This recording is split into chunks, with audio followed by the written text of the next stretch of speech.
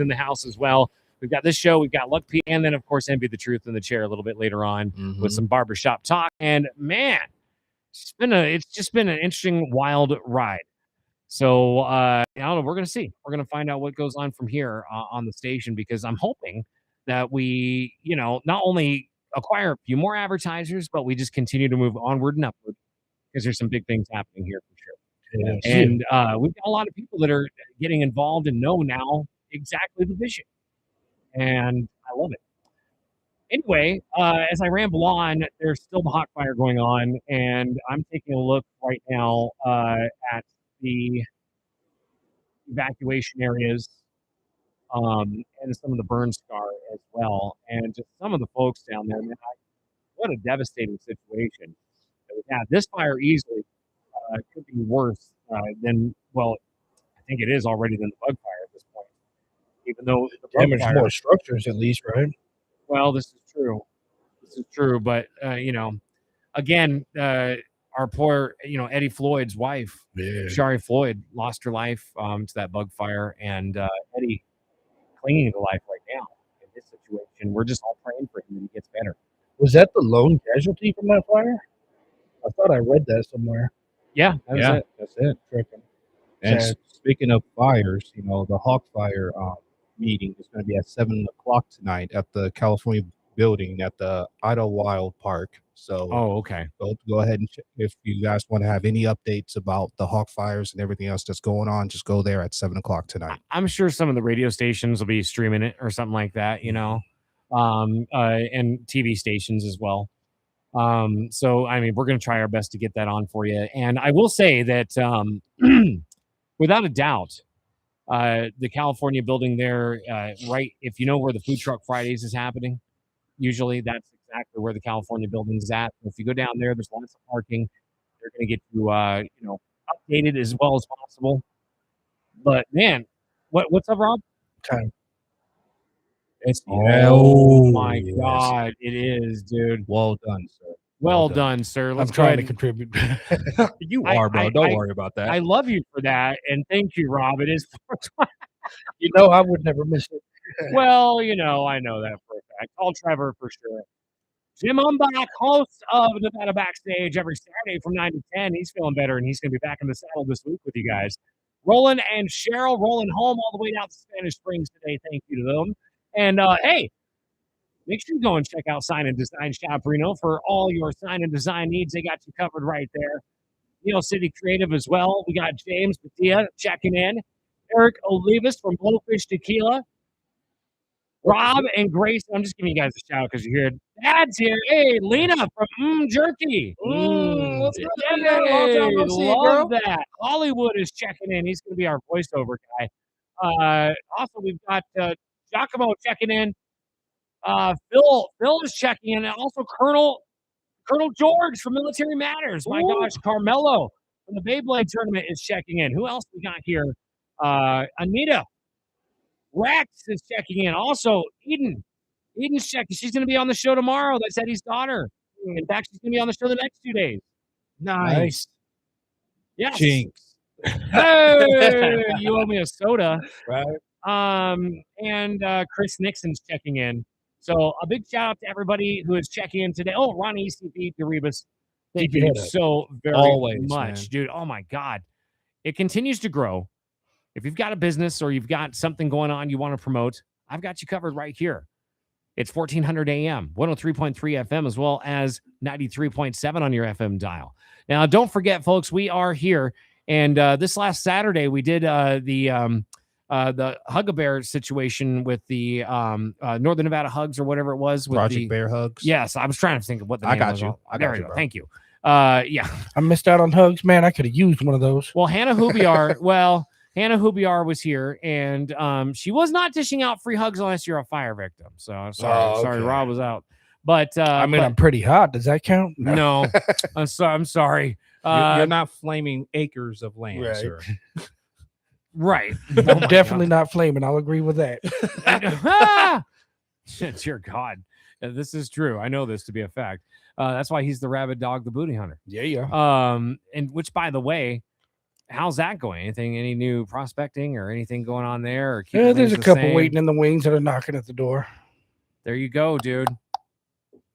There's a couple hot fighters.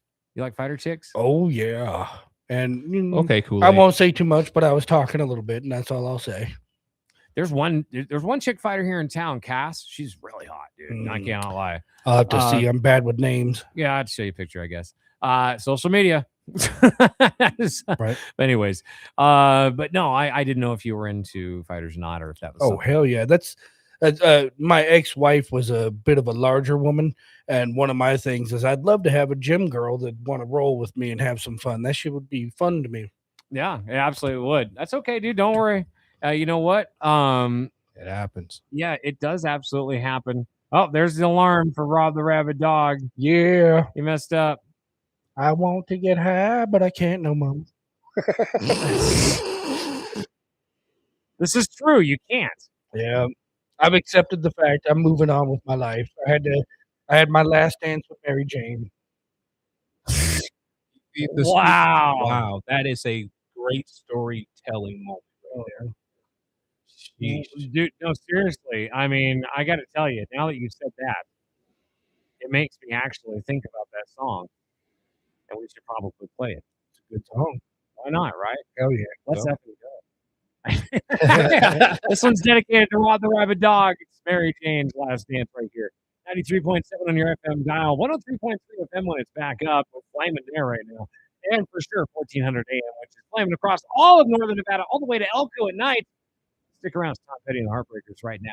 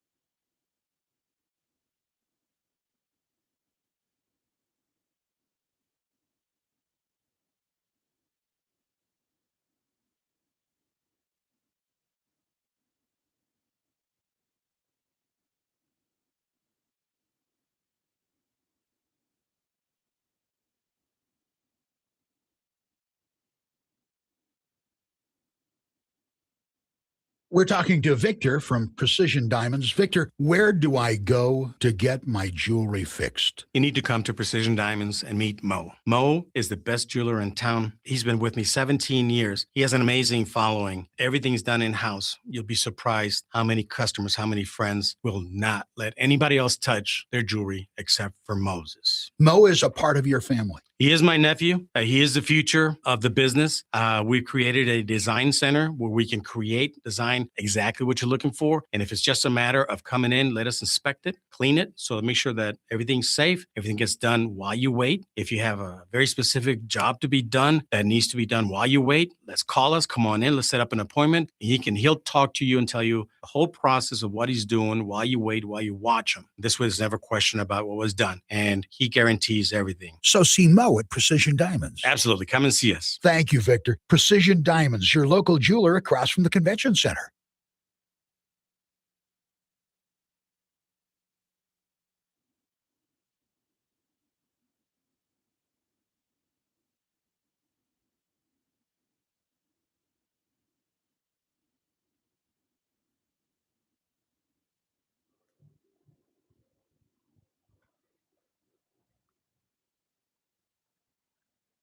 All right, we're back here on Being Blunt with J.Biggs, and we are live from the Reno Town Mall, 4001 South Virginia, right across the street from the Atlantis Casino, right next to Burlington, and stuck sandwiched in between a Proper Fit and the unemployment office, Nevada Job Connect. Come on down if you want to be a part of the show. I got the studio doors open all the way until 6 o'clock if you want to be a part of the show. Hey, maybe you got a business or something to promote. I'm trying to set up guests at this point now, dude, where if I can actually get somebody that wants to promote their business or something, great. If not, I want to set up daily friends at this point to roll through and kick it for a little bit. Because I'm already talking to businesses, man, all it seems like trying to get sales going on with this place. And it's not easy, but you know what? I'm not complaining. Not complaining because a lot of people got it worse right now. A lot of people. And, here's the thing. But, Social media. you think that's what it is? I think it plays an aspect to it because everybody puts all the highlights in their life on there. When you're looking at pictures, it's all the fun times most of the time. People are looking at that and going, why is their life so good? Mine sucks type of thing. That's because the perception is the reality. And the reality is they're trying to make it look good, but let's be real, it's not. Right? Exactly. Yeah. So I would rather follow people. I would rather follow people on social media that are showing their real, authentic selves. Hell of a role. You know what I mean? Versus having it to where you're only seeing the good stuff. Mm-hmm. Well, and that is the thing, is that there's a lot going on. If you imagine, like, being part of these fires. Well, Julia's family lives up there. They got evacuated. She had to bring everyone that lived in her mom's place down and stay in that studio apartment while they were evacuated. I got a couple of friends too. One of my friends' moms, or aunt, just had their house burnt down in the hot fire. So, and I just shared that on my Facebook as well about their GoFundMe. Which, by the way, please pay attention to what GoFundMes you guys are checking out, because not every GoFundMe is real. This is right. Yeah, hell. lots of fraudsters out there. Yes. It sucks, man, because I mean, like, why? Trying to take advantage of They the want that oil. That money. They're trying to take advantage of the whole horrific situation that's. Did you see the pictures of the homeless, like the people that were like in RVs and stuff up on the hill that had the signs that said, "We lost our home to a fire"? Yeah, so apparently that's the same people in RV that were up in Lemon Valley, I guess the previous week or something like that, on the side of the road with just nothing out there at all, and like trying to claim that now that they're fire victims, and it's just like, come on, people. You're victims. Nuts. You're victims of something. Mental illness. Bitch madeness. Hey, that too. Because in all honesty, the amount of people that are affected by this, and some of these people are either causing it, which that should be already a death penalty for attempted murder for the largest scale humanly possible. Well, this is true. And their reasoning for it too. Yeah. For setting that fire. I was being followed, Chubb. You're a dumbass. I was trying to set off signals. You need to be kicked in the nuts. Yes. What the heck? I'm just referring to that one specific story. It's okay because there's way more. Because now there's videos about like the start of another fire they were trying to do. You know, the people out here are twisted, and I don't understand why you want to burn something that the town, the city of Reno has been growing over the years. You know, to be as great as it needs to be. You ought to know, like Alfred said, some people just want to watch the movie. You know what? You're absolutely right, and I love that reference. There you go. Well, man, I feel like at this point, there's Reno it's got like a reset going on. It's almost like we're kind of bonding back together a little bit more. Because I'm seeing a lot of people come together, man. I got to tell you, Veronica's videos are very inspiring. And, Veronica Cortez, the lunch lady, she's been out there helping out people. Even this morning, she was out doing stuff with boots on the ground, man. She is busy with that stuff. Oh, 100%. She was when does showing she that sleep? Right? Sleep is for the undetermined and weak. Oh. If you really want something, you're not going to sleep. You're going to go aimlessly until you get that goal. Are you? I am. Shoot, I'm hungry now. I'll tell you that. I might take a little weed nap here and there. What did you say? A weed nap? Yeah. Blaze up a blunt and then pass out for like 10, 15 minutes, and then I'm back at it. We can't now. Yeah. You already had your last dance. I know. I I got plenty of memories to work with, though. Oh, okay. Oh, that's fair enough. Oh, my God. That'll be the relationship Rob. I'll always be pining over. I'll be thinking of all the happy times with Mary Jane that I can't have no more. I always have my 15-year-old hand. Oh, my goodness. Reminds me of like the senior high school yearbook type stuff. So Yeah. I can only see Rob just open up that yearbook all the time. So he got blazed off of his ass. Well, that's the thing is I was too busy doing that. I wasn't at high school getting my picture taken for the yearbook. You didn't get the reference, good sir. Oh, okay. It's Over my okay. head. Over your head. It's okay. It happens. And to be fair, it went over mine right now too. Fair enough. I'll let me clarify that. It's just a memory book. You know what I mean? Yeah. A yearbook is what it represents. Yeah. So I was just saying that you took pictures in your head, having these different memories, different moments when you smoking. So Oh, yeah. I got plenty of them stories. I can go all day and night. I bet you could. Hey, what do you think they love me for? Hey, he's like a rabbit dog. Yeah. It ain't because of my looks in my bank account. I don't even know what it's like to be a rabbit dog anymore. thumper. Mhm. That's a straight up thumper right there, bro. Except for not as quick. It's not the rapid dog. That's why I said if you look up rapid dog on Instagram, it's just going to be some really fast dog. It's not going to be him. Which is very predictable. I don't know where I was trying to go with that one. I think I was trying to more so along the line of it was going to be like some dog. I'm like, no, I don't want to direct people towards bestiality. Yeah, no thank you. Yeah. We're against that on this station. 100%. As I've said before, you're not special because of what you do, unless it's with a kid or an animal. And now you got me cross mixing our topics. Now you're getting somebody with a dog having a dog crap on them. You're getting into some weird. Hold on. How old was the dog? How old? Yeah, there you go. Whoa. We are going off the rails right here. I'm being blunt with J.Biggs right here. You know what I'm saying? Right. We're throwing anything and everything out there because we are able to say things that no other station in town is able to say because we have the freedom of speech. After 250 years, Thank you. That's just what we do. Did the beautiful Eden hook you up with a tarot card reading on No, Saturday? not yet. I actually- wasn't here Saturday. Grayson? I wasn't here long enough. You weren't. No. I left after 30, 40 minutes. I had some other things I needed to take care of. But since, we have Eden coming back tomorrow, I would love to have one live on the air. I've got my own deck of tarot Eden, cards, if and you're I've actually listening. been told I'm pretty good at that. Terrible cards? Whatever they're called. All right. I'm pretty good at the terrible cards. And so, yeah.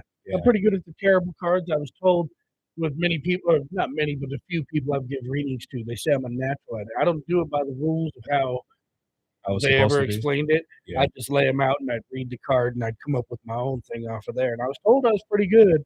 Hey, we could do a spoof one too. Uh, You know what I mean? Because when you have the freedom, you have the talent, don't let it go to waste. right. That's why I be trying to write rhymes and get back in the gym. That was my main talent, but I squandered that because I enjoyed getting high too much. Now you can get back into it because you're not getting high no more. Yeah, but I'm damn near 50 now, so I ain't gonna do a whole lot with it, but try to keep in shape and have fun, which I'll still do that for sure. Of course. Hell yeah. Because there's other ways of having fun, Oh yeah, definitely. you know?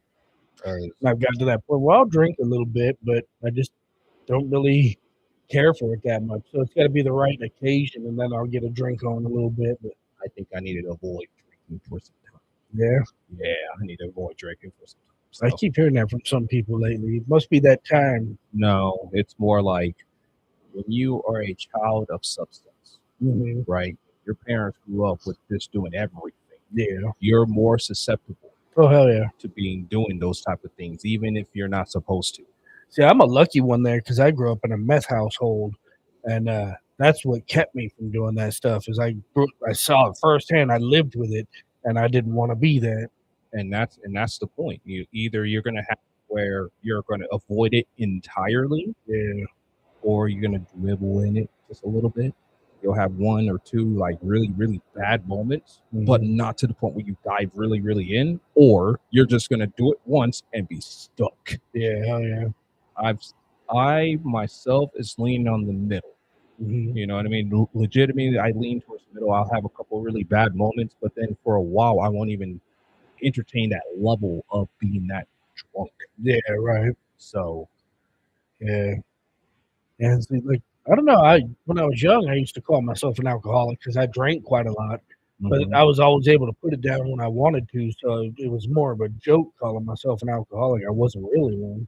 hey, if you're making a joke out of it, it makes it even easier for you to stay away from Yeah. it. So, Yeah, like I've had bottles. I'll put a bottle up in my cupboard and it'll sit there for 6 months or more, And I've had some last over a year without polishing them off. But give me the weed, give me the hay, man, I will not stop. I'm a choo-choo train with that stuff. That's what's crazy about it. Yep, that's kind of been my issue too. Because there'll be moments where, like, all right, cool. I can drink one or two, things, and cool, right? Yeah. But then there's moments where, like, I don't know what it is. Either I get overly stimulated and I just forget about my freaking shields, my protections to make sure that I have my limiters on. Yeah. And then I just turn all them some bitches off and be like, all right, let's go ham. Yeah. And I don't know, I don't know why. It just clicks in my brain like that. Right, yeah. So like, but it's few and far in between. So I'm not always going to be that kind of guy to do that. Yeah. But let me smoke with you. I'll smoke with a whole crowd of people. I don't care because it's easier and safer. Oh, yeah. Long term. And see, I used to drink heavily, but I never got blackout drunk until I was in my 30s, and that shit ain't fun. That's not good. Waking up the next morning, people telling you what you did. I made out with this fat bitch this one time, and I didn't even remember who she was. We went to a house party the next weekend. I had to have my homies point her out to me because I didn't even remember who she was. And then when I saw her, I'm like, damn, come on, Rob. As Ron Simmons used to say, damn. From back in the day. So I get it. I've had my moments where, like, I'll block out, I'll do something really, really outrageous that is completely out of my character. And then I come back, I'm like, oh. And it's not even like this next day. Because I don't sleep, it'd be like, 4 hours later. Oh, right. You know what happened, bro? You know what you did, bro? Or those shadow memories where you're like, did that happen? Or, yeah, you got the memory, but you're not sure if it was real. You're like, did that really happen? I hate those. It's almost, and then if you don't remember and no one tells you, right? And then you find out from everybody else. Oh my goodness, embarrassing. Facts. That's always my thing too. Is no matter what I say, after I get a little drink on, the next morning I'm like, man, why did I say any of that? Some of that was unnecessary. I'm always questioning myself, But that's because subconsciously, you know You know how far you can go. Pretty damn far. I'll go.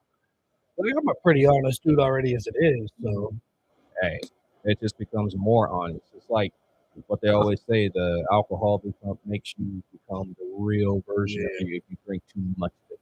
well, that's what they say too when you get angry. When you're angry, the real you comes out, and it's like, why is that always the real you and not just the angry? How come the real me ain't the one that's here all the time, and the angry me is just that temporary one because I was angry? You know what I'm saying? I think it's because a lot of people like to bring up masks. You know what I mean? They put a different mask based on the person's emotions. Yeah. So like when the angry part comes out, I think the reason why people say that is because there's no mask. Yeah, It's just raw and uncut, unhinged, like you just being at your peak of anger. But sometimes you do just say some stuff when you're angry. You're like, blow me or whatever, whatever the example may be. You just say some stuff when you're angry. You don't necessarily mean that's not always the real you. You were just pissed off and you're like, go F yourself. Yeah, there's that too. So totally makes sense on why people say it. Yeah, I get it. Well, I understand it, sort of, but I don't get it. I get it, but I don't get it. There we go. Okay, that makes sense. Ah. Man, I gotta say though, Rob, it's been really good being able to see you back in here. You know what I mean? Like you've been grinding and everything else, and yes, I've been in and out kind of thing as of late because of my own stuff. But Well, I wanted to say the same for you. For a while there, it was without you. I was taking your seat when you weren't here, and it's just good to have you back as well. of course, man, I gotta be here, man. Yo, I'm back in the house. What's good? Oh, it's good Biggs? to have you back again too. Yeah, I know. Sorry. No, you're good, man. We had a solid conversation. All right. Well, it's one of those things, man. I've just been, dude. I got to tell you, I so much is going on in life, outside and in, when it comes to work, play, all that kind of good stuff. So my mind is like 5 million different places. So I do apologize. I need to focus on work and do this. So here I am back in the saddle, and but I just appreciate you guys because even you, Rob, Grayson, definitely, man, because he's had so much seasoning lately. You know that he's able to carry these conversations like crazy. But you've got so much better on the air too. So I just want to give you guys praise for being able to handle that for a few minutes. You know what I think part of it is? Not being high as giraffe, poontang. My brain operates a little bit quicker. Oh, maybe. I don't know, dude. I don't know. I've always felt like I actually function better that way. Well, see, I function just fine that way, but all the conversations I have are inside my head with myself, usually when I'm smoked out. That's And I lag behind when I'm trying to talk out with you guys. Yeah, that's hilarious. But real though, I think what helped me get better on the air is taking time away from the air to obsess what I need to do to become a better version of myself. Because you always got to evolve. The first year, I will say, yes. But the last 6 months I've been doing great because I was able to learn from my mistakes within the first year to make sure I don't make those same mistakes again. Man. Well, I don't know, man. We got so many things going on again here in the Reno area that if you would like to check out what is happening, you can go over to northernnevadasvoice.net. And we do have an events page, including the Beyblade tournament, which is next Sunday at 2:00. And we only have 24 spots available and 21 are already taken. Ooh. So just 3 spots left. We are $9. $9? I want to show up just so I can root for Adrian to win. Honestly, dude, Adrian, he's just, He's a child prodigy for sure. the Bedrian. Well, I will tell you, man, I'm proud of that little dude. Top percentile. And I'm not even slightly joking, right? When I say like I would ask his teachers, I would say, hey, how's it feel to have a teacher's aide for free every year? You go out and have a cigarette break and he'll take over class for you. Pretty much, dude. Yeah, right. Geez. But no, he absolutely he's excited, and I'm sure that everybody else is excited too. With the Beyblade Battle Network. If I could say that right. Interesting. Yeah, it is a little bit of one. And the Beyblade Revolution Club. There we go. I said it correctly. Finally. Just had too much bladder talk on your mind earlier. Maybe bladder splatter. I have no clue. But the Cyanide Sun Club Jeez, I'm really not. I am not with it today. Uh, My mind's about 4 different places, and it should not Lock be. I should be in, focused brother. in. Lock in. Cyanide Sun Cup is happening right here on Sunday, August 30th at 2 o'clock, $3 entry fee. If you have Beyblades, bring them. If you don't, we've got them for does it count if I got some Bades from the Bay? We're not doing no Baywatch, bro. It's Yeah, well, no, no, well, you might From get the Bay stuck. Area? Might get stuck. I'll be the one doing the sticking. So what you got to do is whenever somebody's battling Adrian, you just walk behind them real quick and you just stick them with the, yeah, and then you hand it off to me and I'll slide it clean. And then be like, I've been stabbed and I don't know what I've done. The universe says you must be sliced. Isaiah from Proper Fits just laying in the corner with his gut wound. Oh no! What did you guys do this to me? I was kind of questions. I don't know. There's a video of it's funny because Isaiah, I love this dude. Honestly, there's this video. I don't know if you guys have ever seen it of like a father and his son, and they come out in like this back alley with shotguns on their shoulders, and they have no shirts on. They're wearing blue jeans, and this guy's like trying to dump a mattress or something like that in the back, and basically the dudes they're like, hey man, get out of here, and he's all, oh no, he's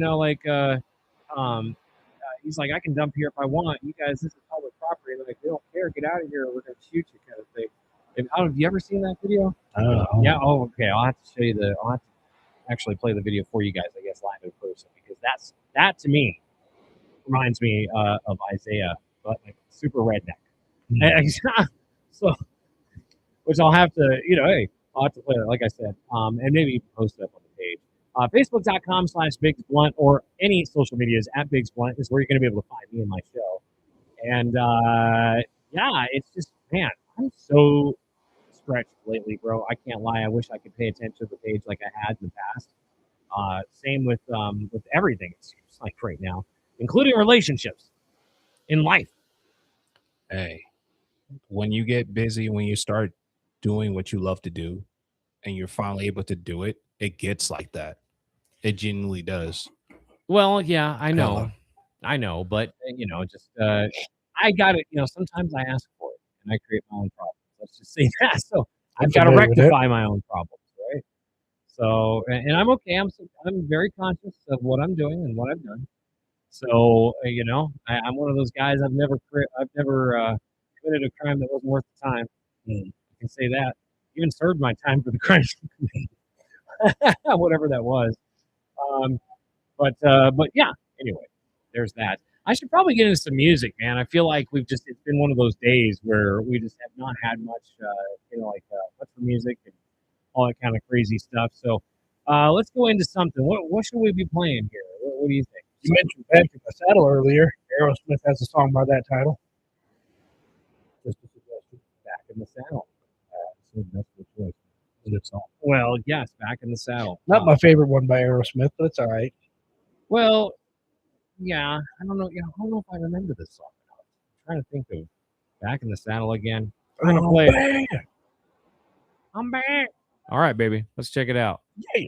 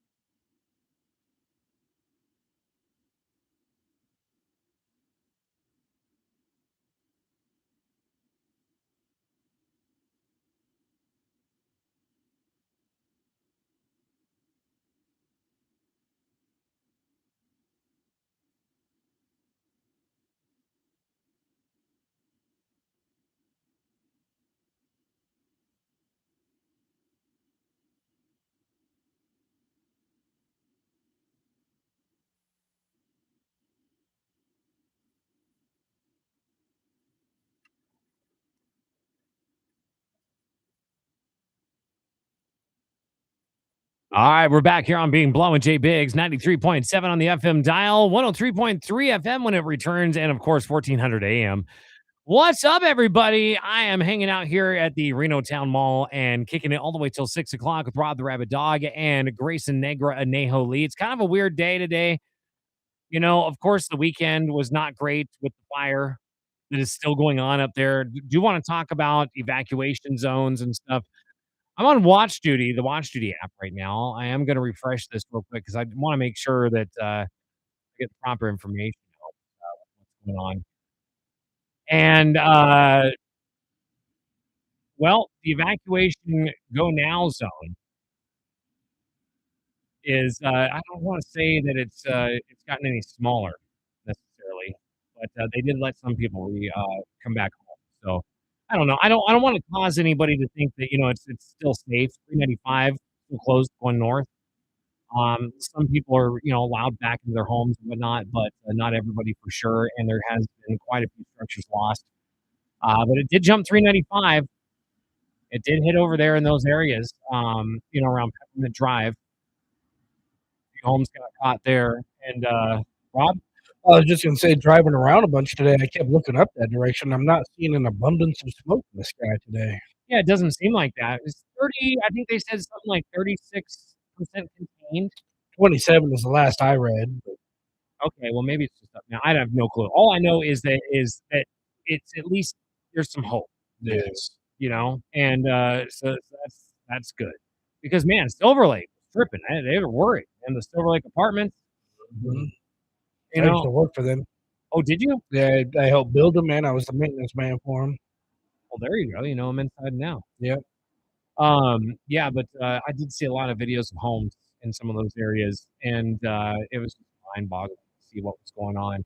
Another area that was heavily hit was up in the Seneca Drive area, Blackfoot Way, Mohawk Lane, Osceola Court. Hopefully I said that right. I don't know. And then, of course, Chippewa Avenue. So I did say that right because I'm native. I can say that right. It would have been a bad look if you couldn't. Well, speaking of native stuff, up in Minnesota, there's a street called a Pokegama, which is a native word. But my white ass, when I first moved up there, I was like, Pokegama? Pokegama? Pokegama. That's what it read to me, you know, but everybody that's from there is like, no, it's Pokegama, dummy. That's okay. For quite a while, I was going to El Palo Laco. That's okay. You know, again, I don't know. But yeah, so there's that. Oh, there goes Cheeks. I know, I saw a couple. I'm not trying to see those ones right there. No, I know. Those are more like hams. Ham? Oh my Lord! I wasn't talking about that. We'll leave it alone. Yeah, I'm gonna leave that alone because that was definitely not where I was going with that one. Left field. Whoopsie.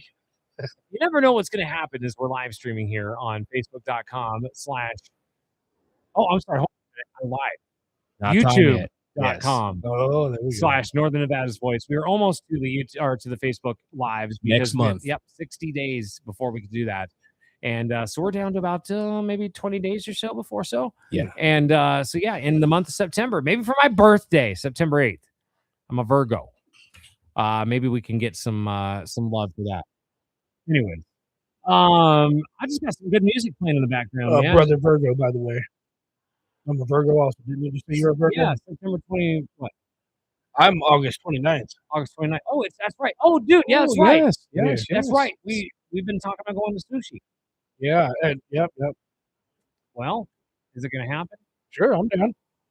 I'm trying to figure out everything. You know, I haven't celebrated my birthday in hell of years, and then I realized this one falls on a Saturday, so I'm like, hell, I'm gonna do something this time. I just don't know what yet. Well, you could be part of Rock and Reno if you want. Yeah, dude, man, did you guys see the videos from this last weekend? I saw one of them, and it was jamming. Yeah, they are, man. Shout out to Tall Trevor. You know what I mean? What Rock is representing. Rock and Reno. The only place in town that serves live music on the air. This is right. Absolutely. No other place is doing it. And we've got that connection right here for you. And if you have a band or something that you would like to play right here in the studio, we can do so. I mean, radio play is not cheap. It's not easy to get it. So if you have somebody that would like to be a musical performer, I mean, I've had people come by. I had a lady come by who gave me a CD of her son singing. It was good music. I just don't know where it fit on the stage. Is that the same one I saw? I don't want to say names out loud. The Mexican lady? Oh no, not The older one I'm lady? thinking of. Oh, okay. There was also, I mean, hip hop artists that keep coming by too. You know, that want to be a part of everything. We got the live open mic comedy from 6 to 8 o'clock on Friday nights with John Banks and Jen as well. Jen, who may have graduated, she did her first show last week without dropping an F-bomb.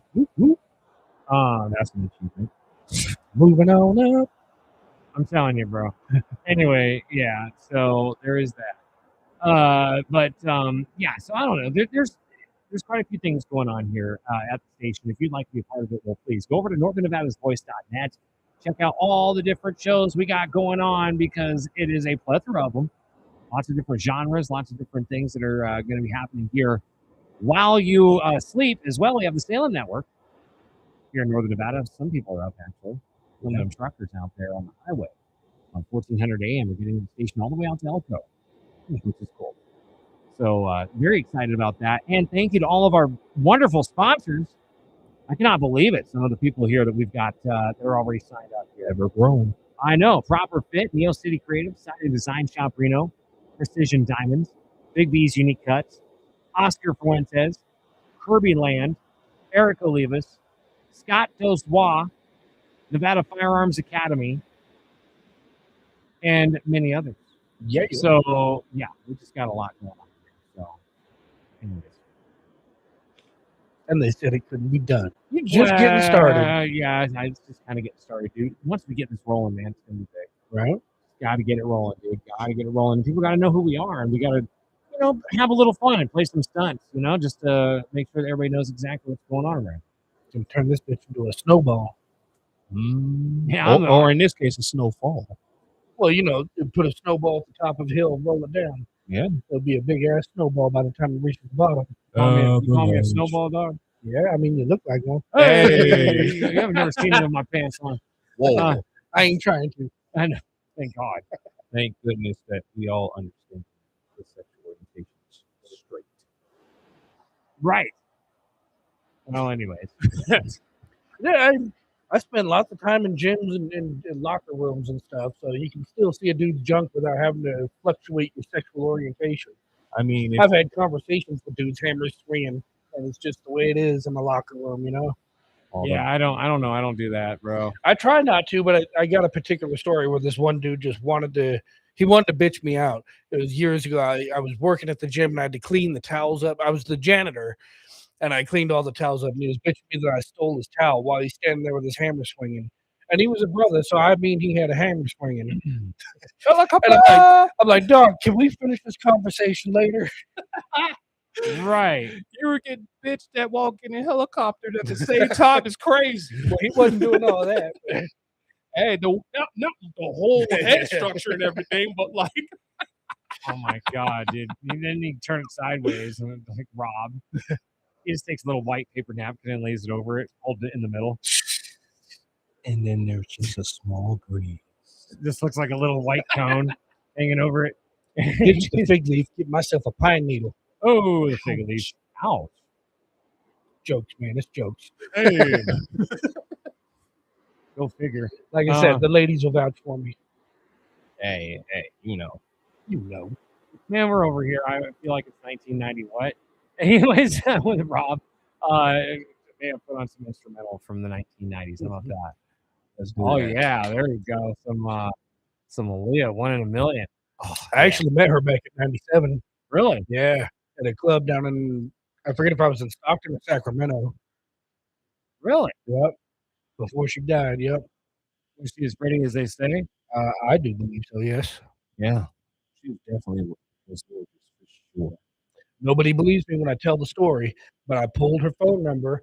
We called each other one time, and she sang to me over the phone. But that was the last time I ever spoke to her. Also. Did you tell her that you were part of Rob's Hollywood Elite exclusive premier agency service or something? No. Missed opportunity. Infinity. Yeah. I think I was 17, maybe close to 18 back then. I was kind of pudgy. I used to be a hippie. I had long ass hair down to my ass. I looked stupid. If you look at my pictures back then, I don't know how I pulled the number. Maybe it's because of the uniqueness of your hair. Well, Maybe, a lot of chicks did like the long hair back then. maybe you were a 1 in a million. So let's go check out 1 in a Million by Oh, Aaliyah. Oh yeah, absolutely. There you she wrote go. that song for me, baby. That's Yeah, crazy work. hold on a minute. Hold on. There's no dang way that you did that. And to be completely fair with you guys, you shouldn't trust them.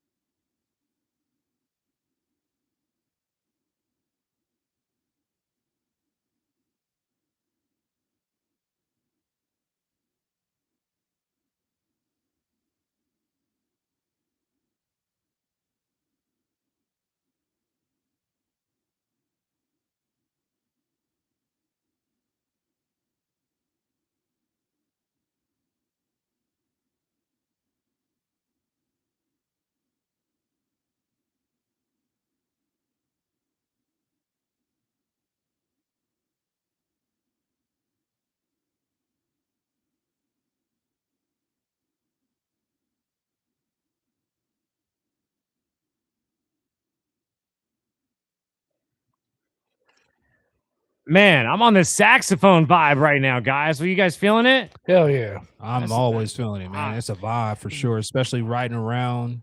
It makes me Virginia's- think in too deep back to the motel. It does a little bit, right? Yeah. Trust and Treat, that's Oliver Grind right there. Nobody else playing that here in Northern Nevada for sure, if anybody on the radio. But with that being said, we've got more music as well I want to play, and I was trying to start that right, and there we go. Some Beanie Siegel. Oh yeah. Oh man, we're going back. Let's go. Let's roll, baby. Here we go.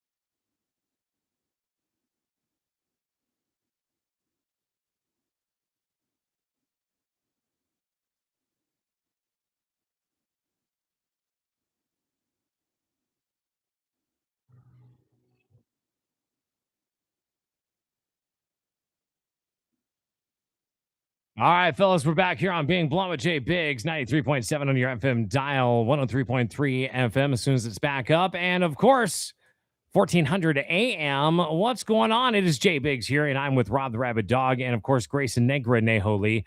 Thank you so much for joining us here on the show as we've got a brand new sponsor, Blowfish Tequila.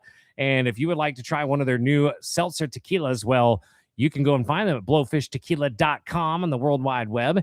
You can find us at northernnevadasvoice.net, which was, of course, designed by Negra Anejo himself, Grayson Lee. Now, if you want a website for your business, $50 is all it takes to put it down, and he will get down and dirty on the site, and he'll hook you up with a site that's better than anything else you're ever going to find. And what is the slogan?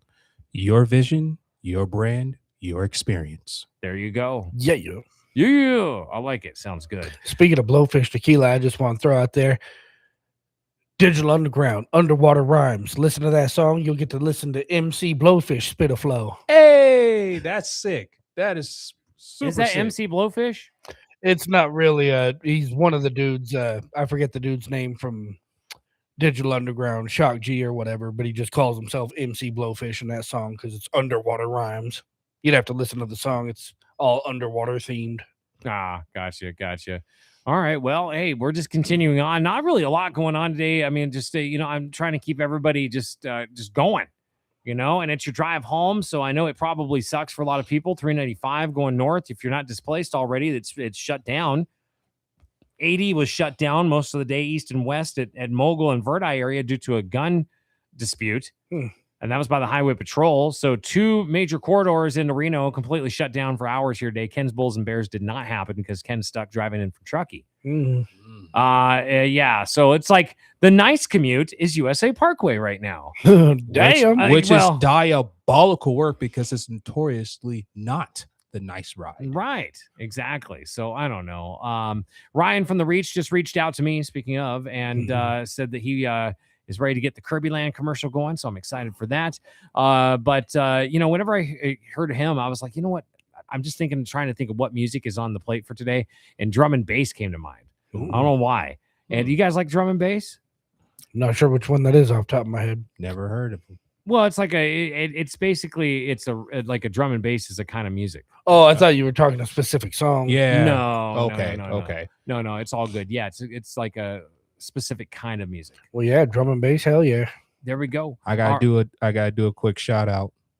Eden's in the live chat, so is she? Yes, she is. What up, Eden? She sent me a message during our music break, letting me know that she was in the live chat. So shout out to her. I love that. Excited to see her tomorrow. I'm so excited. So it should be a fun time on the show with Eden the next 2 days. We're going to get more stories, too, out of what's going on out there. I wouldn't mind, trying to reach out to some of these people because, man, it's a lot of effery. Let's just say that. Yes. Tomfoolery. Well, yeah, it's effery. Yes. It's very much so effery, to be honest with you. And I'm really, really glad for all of the support that's been going on, the community uniting with each other, and shutting down any of those like naysayers and the ones that like want to just start saying nonsense. This is probably the most I've seen Reno being together since I've moved here. On God. That's what I mean. Like, it's like the town has kind of come together with these fires, man. Yeah. And I will say, too, this is another thing. I'm very surprised. People are opening their homes to complete strangers. Yes. And letting them come in. Yeah. And just embracing, horses and animals and dogs and cats and cars. And, the one thing I'll say, you want to hear diabolic. When I was watching those videos of people evacuating yesterday, and I saw some idiot in his lifted truck pulling out his boat. I wanted to smack him so bad. Like he's he's ready to go to the lake. He doesn't care if his house burns down. He's going to the lake. Priorities. I guess, Priorities dude. are not straight. They're very screwed. I'm not sure exactly. I mean, I'm in a completely different situation than you two, but because I got a lot of stuff and a 3-bedroom house.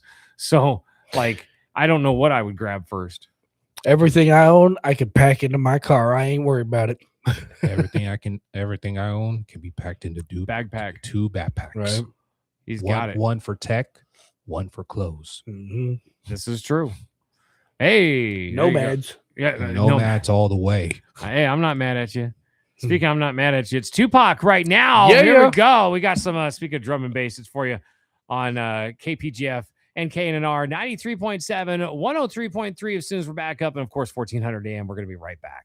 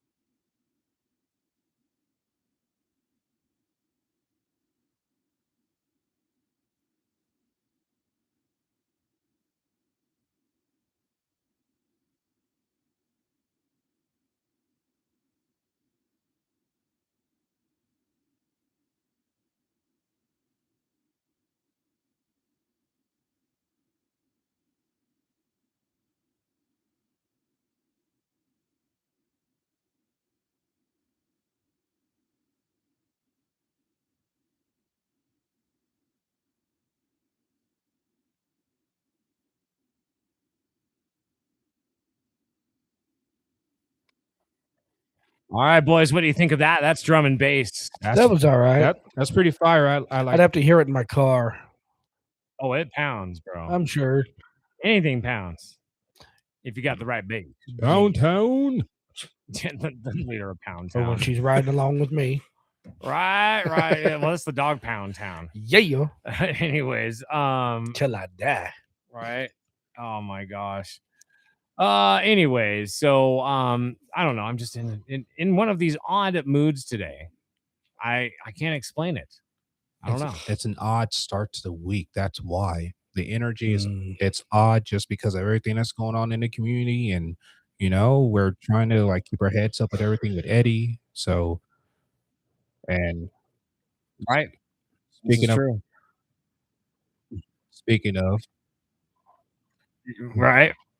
Anyway, keep that bounce going on. You know what I Right. mean? Like we got to keep going. Got distracted by the phone. Yeah, be like, yeah, I did. he's like, I ain't gonna lie, I did got. He's It's like- this. I'm like, wait a minute.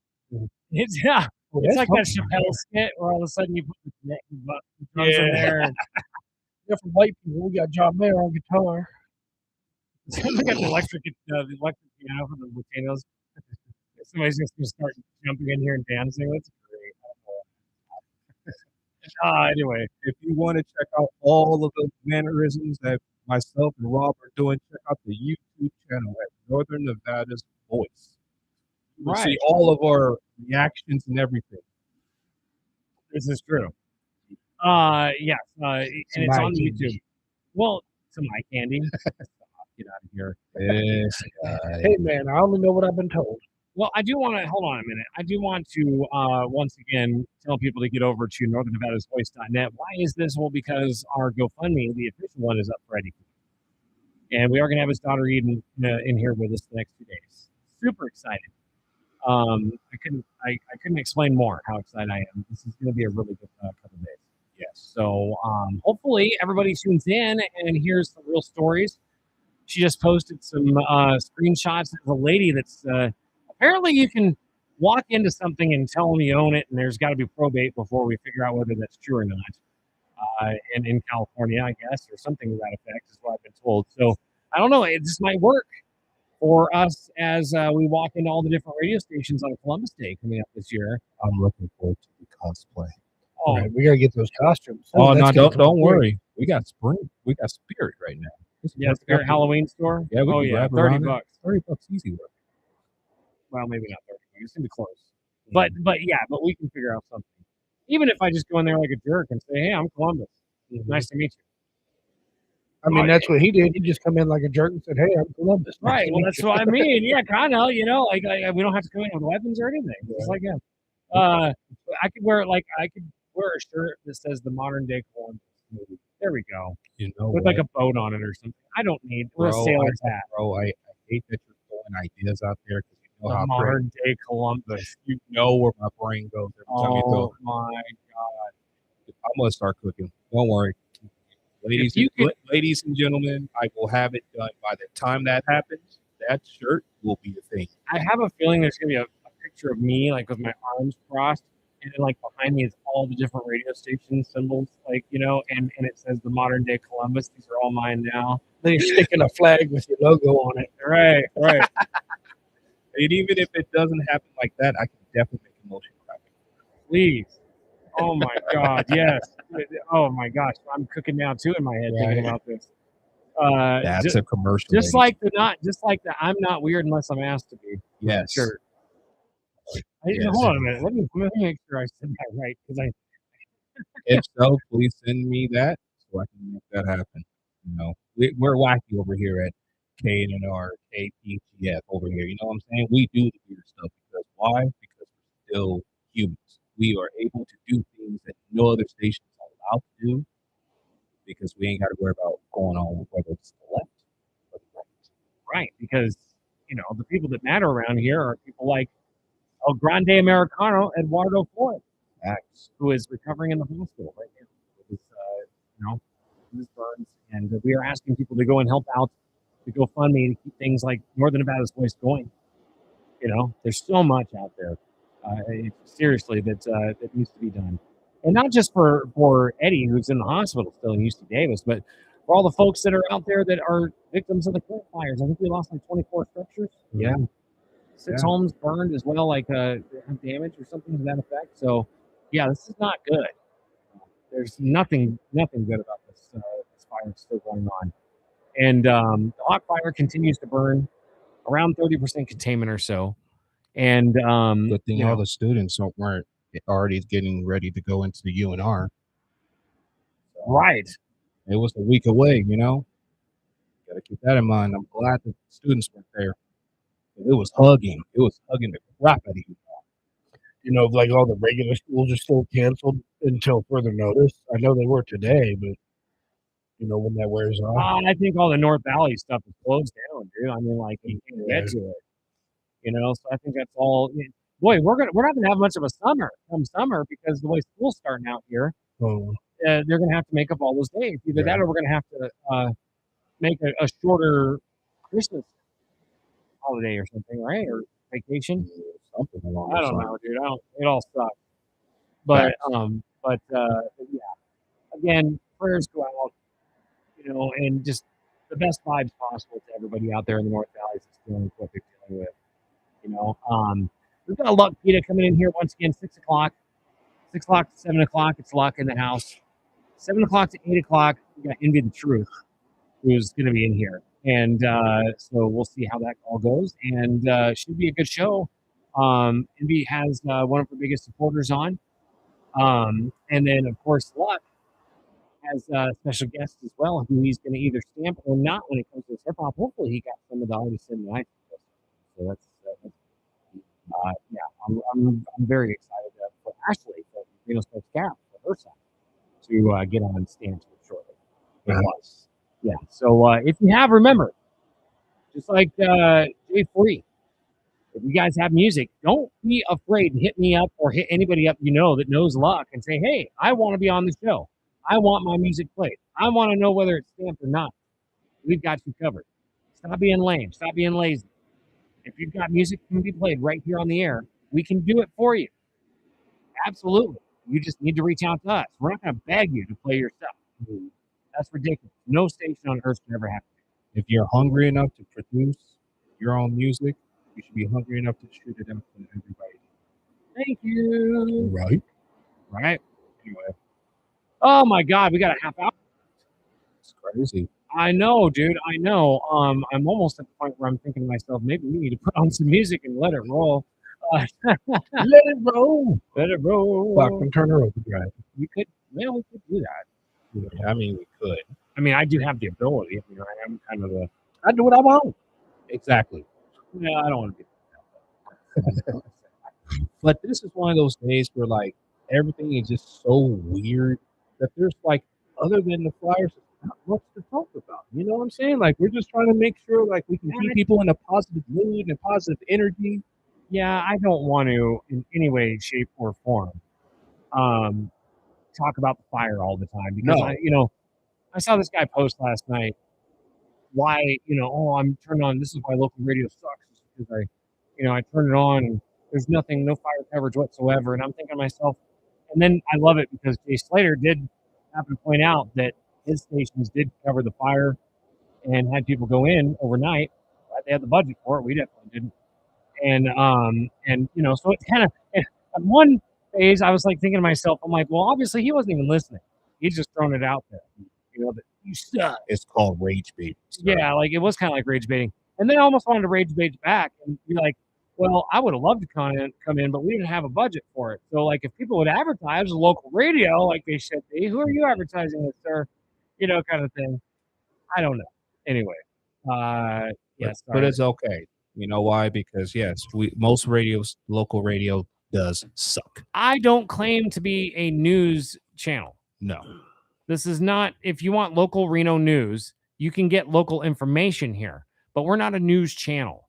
We're we're media critics, if anything. Mm-hmm. This is like how would I say it? It's like a music and podcasting station on the air in a weird way. Yeah. A lot of our shows here on the station are formatted very much like a podcast.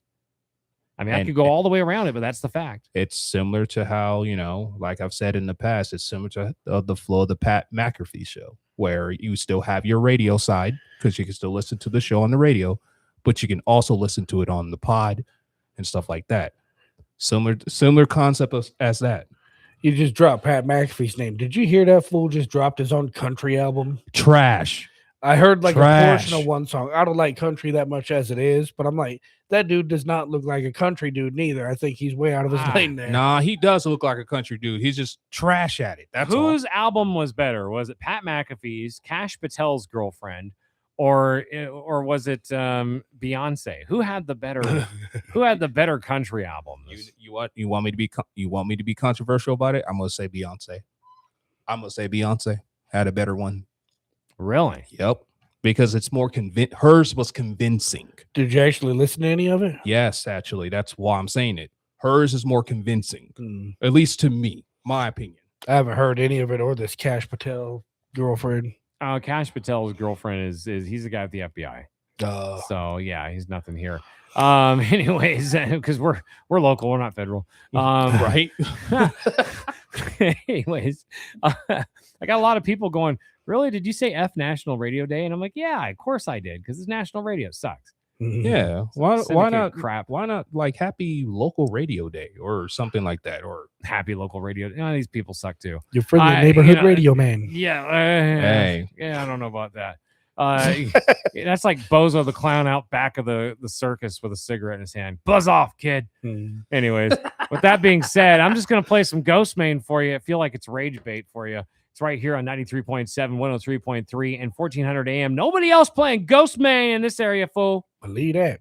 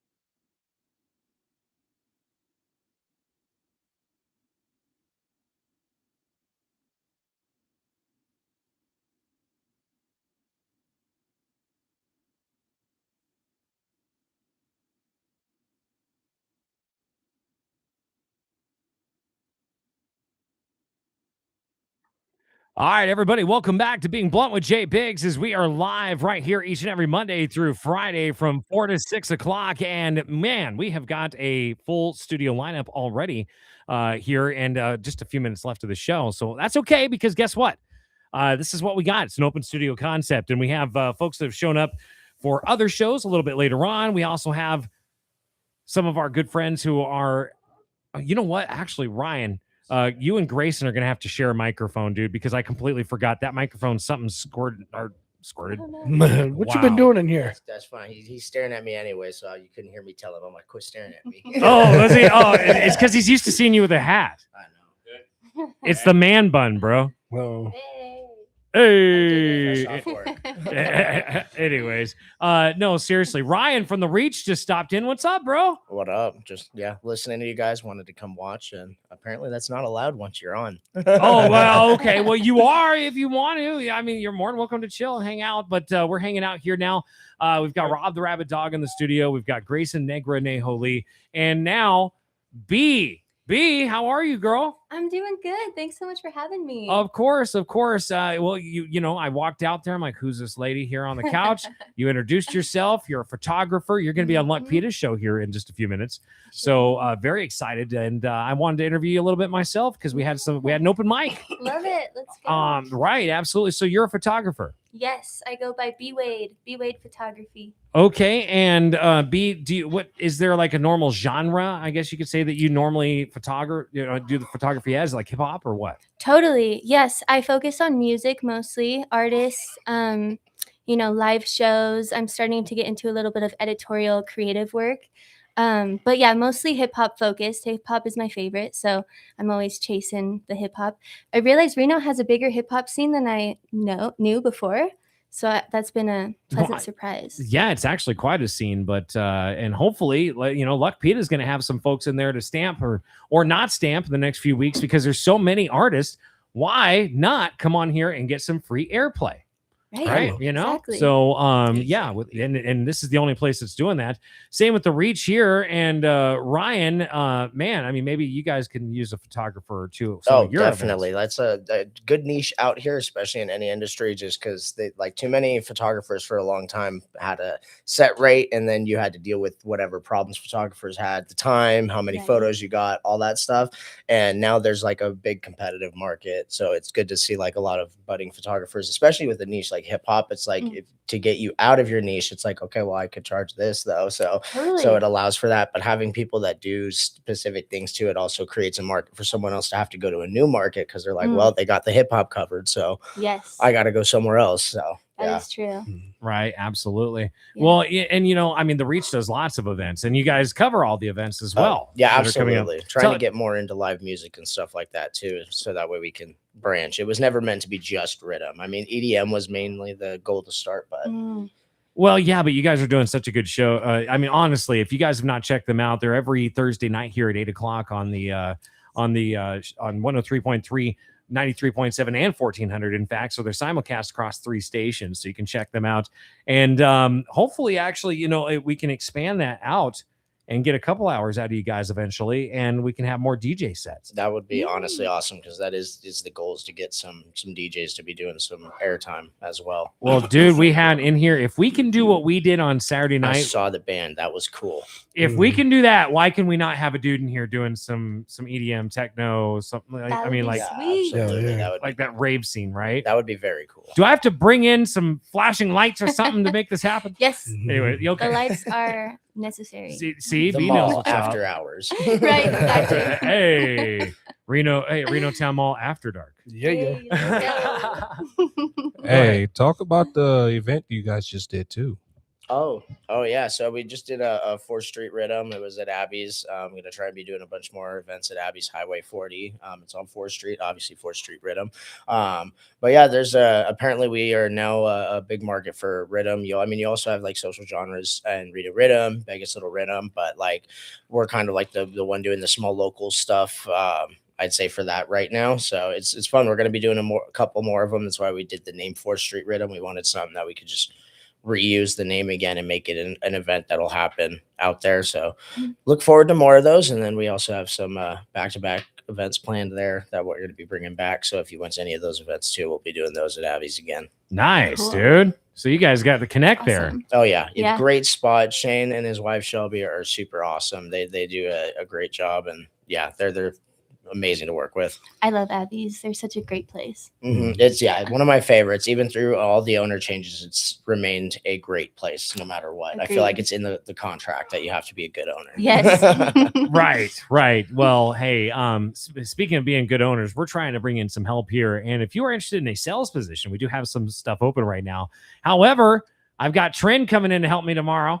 Big T. Yeah, I'm excited. I'm very excited. She's very helpful. She is. She's literally our top promoter. We got her off the streets, so I mean, right. She's killing it though. I mean, definitely keep her. And like you guys were talking about the fires up north, she's been crashing at mine and Danny's because she was close to an evac, and we didn't want an overnight situation to happen. So better safe than sorry. But now that she's south of the blue, she feels more safe. So good. Yeah, that sucks, dude. That can be scary. Yeah. A lot of people like I was just telling B, I was like, I was playing music before this because I just feel like everybody's talking about the fires, and it's like, yeah, there's some information you can have, but not everything. You know what I mean? Like, I mean, you're not going to know everything.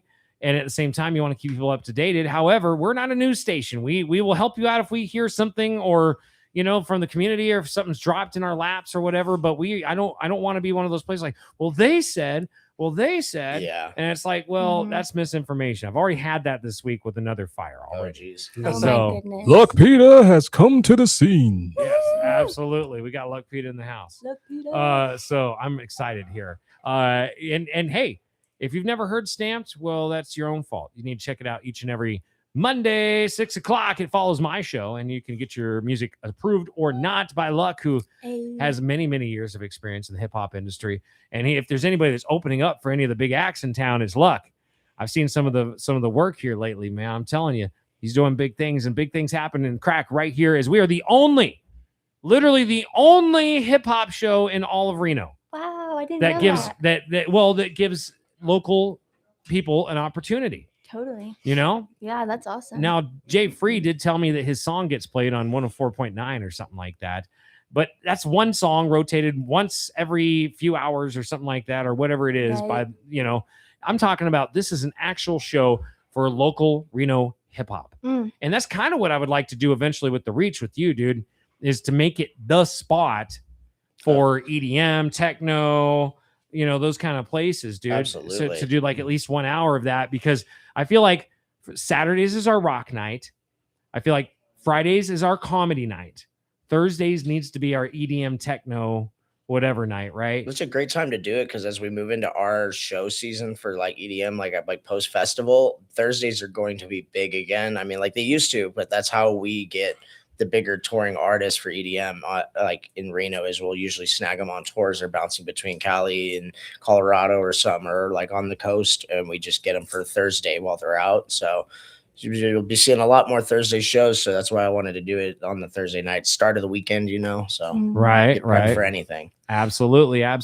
Well, yeah, it's going to be interesting because we've got a lot of new things that are going to be happening here on the station in the coming weeks. I know you said you're going to actually get behind the board and start running the show more. Oh yeah. I get 1 week on, and then I'll take my week break, and then we'll be back at it again. Right. That's exciting. Yeah. Right. Well, you're not in this week, right? It's just that. It's the second week of September. So coming up. Yeah. Okay. There you go. So we got 2 shows, and then I'll be in Kansas frolicking on the yellow brick road. What are you doing there? Dance Festopia. What? Really? Yeah, it's a week-long camping Is it in Kansas City? It's south of Kansas in Lacey. Oh, Lacey, Kansas. Okay. Yeah.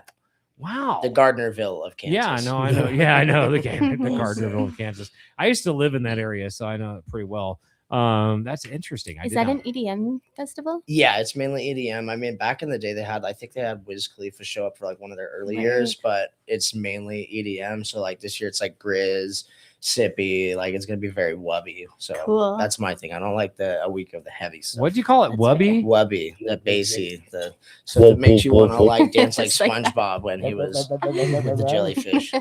Okay. I mean, I don't know. I'm still learning all the genres, but that's what I love about doing all these shows. I'm learning all these different things, right? Yeah. So we have our hip hop nights on Mondays. Our gospel nights on Sundays. Wow. If you know, on Tuesdays have well, they're kind of like car talk now, because we've got the Tabors have moved to Mondays from 10 to noon. And now we've also got let me see here. I'm just drawing a blank right this moment. Wide Open Talk. There we go. Blah. Wide Open Talk with Greg every Tuesday. And he talks about everything cars here in Northern Nevada. So you get some good information out of him. So yeah, make sure you check that out right here with Wide Open Talk each and every Tuesday, 6 o'clock, and it goes till 7. And then also on Wednesday nights, we've got a plethora of other things going on Wednesday nights as well, including so here's the cool part. Is that I've got the Junction now moving to 6 o'clock. So I'm going to be getting out of here at 7 on Wednesdays. Now, Thursdays, I need to figure that out. I need to apparently have 3 shows in a row. Everybody works during the day. There's no way I can negate that unless I give somebody a key and just teach them how to close up shop. So otherwise I'm going to be stuck here all night. But yeah, so Friday nights we do our comedy. And of course, on Saturday nights is going to be our rock and roll. So we got something going on kind of every night. So please check us out. You know, if you don't like one thing, you might like the other. That's why I tell everybody, right? If you don't like one show, that's okay. You might like my blunt talk, but you don't like, you know, Lux hip hop. Whatever, that's on you. Sounds like you really do it all.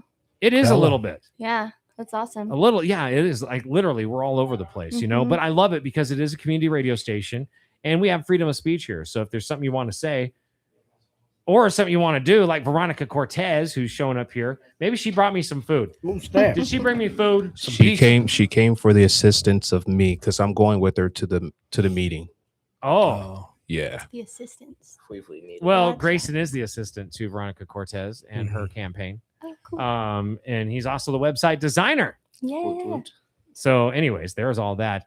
Ryan, was there something you want to get the word out about while you're here? I mean, it's just Eli's show, Snack. We're going to keep reminding you it's September 19th, so we got a while, but definitely tune in this week because we got Shane. He goes by Too Much Sound or Too Much Media coming up for our guest this week. He does DJing media out here, and he's grown immensely in the last year that he's been up here hustling. So it'll be a good show, good talk. Right. Nice. Good stuff. All right. B, you're about to get interviewed. You know what it was? I wanted to pop your radio cherry before Luck was able to do it. So I got it first, Luck. Got the first in. She was mine first. Anyways, no. I'm talking. Veronica, I've done had you for a while, girl. I got you, baby. I got a daughter too. Hey, watch out. This girl. I know. Make sure you go check those out. Check them out. The California Building, Idlewild Park, 7 o'clock, right, Grayson? Yep, 7 o'clock. And Veronica and myself will be there. I will live stream it on my Facebook at Grayson Lee 2007. So I will showcase the whole meeting as long as my phone stays alive. So there's that. Right. Okay. Well, make sure you do that, please. We need you here. But also too, on top of that, you know, everybody please be safe, because if you're out there in those evacuation zones and you wait till the last moment, you know, it could be bad. And uncourteous. Well, like I said, the idiot that was pulling out his boat, I just want to cut that guy off so bad. I can't believe that. Holding up traffic with your boat attached to your car. You should be strangled. Anyways. Wow. Yeah, I don't know. During the fire? Yeah. Evacuations? Yeah, he was evacuating his boat. Oh, gotcha. Yeah, I don't know. I'm just like, what? A sloppable offense, I'll tell you that much. It feels like it should be. Get your priorities straight, sir. Whether it is or not. Sounds like a nice enough boat. It should have had good insurance. Right? Yeah. Well, right. That's what I was kind of saying. Like really? Anyways, okay. Well, with that being said, I think we probably need to go to some music so that we can get some time in here for Luck Peter to get set up. So thank you, everybody, for joining us on Being Blunt with J.Biggs. We're going to be here the next couple hours as Luck Peter starts with Stamped, and he's got B on the show. Hey. And probably some other guests as well. And past that, Envy the Truth. Let's see what happens with some barbershop talk, and go and make sure you check out Grayson Negra Neho Lee and the lunch lady, Veronica Cortez, down at the California Building at the Idlewild Park tonight for that meeting on the Hawk Fire. Thank you so much, Northern Nevada. We will talk to you tomorrow.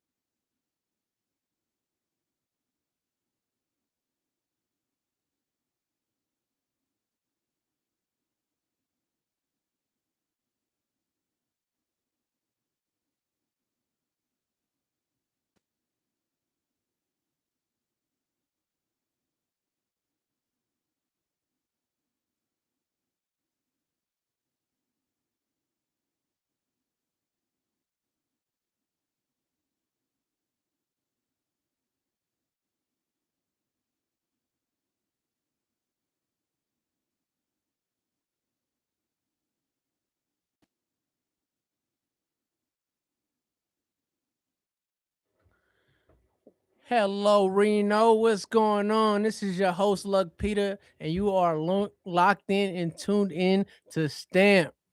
Today is a very special episode, man. I call it Picture Perfect because I got two very, very good photographers as far as videographer too, real talented. I got B Wade. How you doing? Say that again. Talk to the people. Hey, I'm doing good. Luck. Thanks for having me. There we go. It went through, man. And then co-starring her, man. I got my guy, man, Moneybag Juice. Yo, what's poppin', man? Moneybag Juice in this thing. How you guys Yeah. doing today? Yeah, and I greatly appreciate both of y'all coming down here, man. Two very talented people. I know y'all booked. My guy Juice just came from a shoot. Come Shot on. over here just to handle the business for me, man. You know what I mean? It's working. Hey, get working, man. Hey, they say if you're not working, what are you doing? Right? Right. How you say you good if you ain't working, man? Come on. People be hardly working. Come Hardly on. working, man. Yeah. Man. This is gonna be a special one. I can tell already, man. First of all, B, Yo. let the people know a little bit about yourself. Hey guys, I go by B Wade. I am a photographer here in Reno. I mostly focus on music, live shows. I'm getting a little bit into some editorial creative shoots. Yeah, I love it. It lights me up inside, and I am very passionate about capturing what other people are passionate about. I think to be an artist is the most amazing thing in the world. So that's my whole thing. That's dope. That's Yeah. dope. And how long you been shooting out here? Because I ain't gonna lie, I've been out here a minute, and I've never until you caught me in that shot, and then like you Yeah. came on a picture, like I've never heard. You know what I mean? So I Totally. was like, when did you start? Yeah. So I've been, dabbling in photography for a better part of a decade now, but Damn. I just started taking it seriously maybe like 6 or 7 months ago. Shot my first show back in February. I was just asked to do it from a friend, and I was like, this isn't really what I normally do, but I'm down to help out. Up until that point, I was shooting, maternity, family, engagements, stuff like that. I thought that that was the direction I wanted to go. And it wasn't until I shot that show where I was like, oh my gosh, I was made for this. This is so much fun. And just the community that it brings. I honestly didn't know that Reno had as big of a hip hop scene that it does. Yeah. I was pleasantly surprised to find that out. And yeah, hip hop's my favorite type of genre. It's my favorite music. And for years, I've been leaving Reno to go find it in the Bay, in Yeah. Sac. I'm originally from Sac, so Okay. I do a lot of work down there too. But yeah, I was doing this already just on my own, searching for this community. And I feel like I found this loophole where it was like, Yeah. whoa, I can make art and build this community at the same time and do it like through hip hop. That's And tight. so, And it yeah. came and found you. Yeah. So that's like, you might have not even been you still might not even be tripping. You know what I mean? Right. It's like you might have a calling for something, but just because you have a calling for it don't mean it's in that specific section. Right. So like you said, you like already capturing natural things and capturing people in their element and things in their element. And then you got introduced to catching hip hop in this element. And that's a totally different, you know what I mean? Totally. Because when you're looking at something, it's okay. That's only one sense though. You still missing 5 senses. You know what I'm saying? Right. But if you at a show, you smelling what's going on, you hearing Oh, what's going the on, you best, seeing man. what's going on, you hearing what's going on, and you touching what's going on. Oh, that's what I love about Yeah. live music, It's like a collective consciousness experience where we're all just part of it. We're all vibing together. It's my favorite thing. Yeah. That's tight. And that lines me up for Juice, man, because Juice, I saved you, this question in a second because you do it all, bro. You record the music, you know what I'm saying? You shoot for other artists, you know what I mean? You catch angles in photography, like so, what's going on with you right now, man? How do you actually like wrap your mind about like separating yourself into all these different sections? Because you can't just be an artist when you're doing somebody else's stuff, and then you can't even look at yourself, right? No, facts. Because now you're comparing it to like other artists and stuff, you know what I mean? So Just like I was telling B-Way earlier, I kind of took a little shift from moving out here to Reno.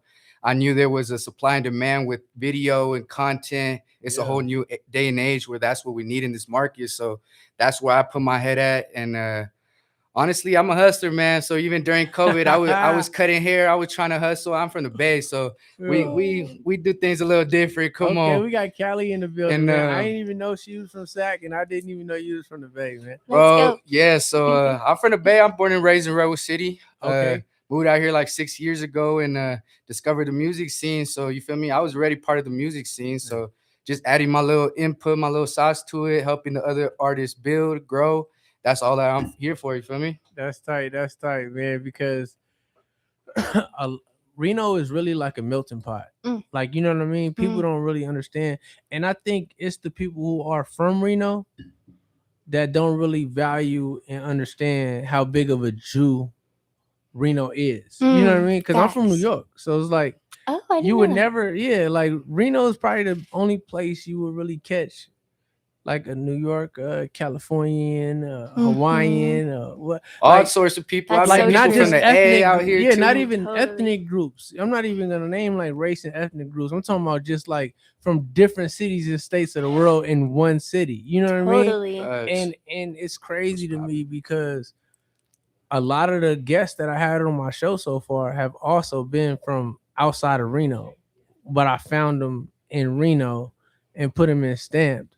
But it also shined the light on me that a lot of people from Reno aren't really taking advantage of the city, and they might not see it as much value and quality in it as people who come from places where you don't have it like this. You know what I mean? Like, you know what I mean? So it's like being in Reno, like even me, man, I feel light years ahead half the time because I know the resources and everything are not even being tapped into. You know what I'm saying? It's like you go wake up to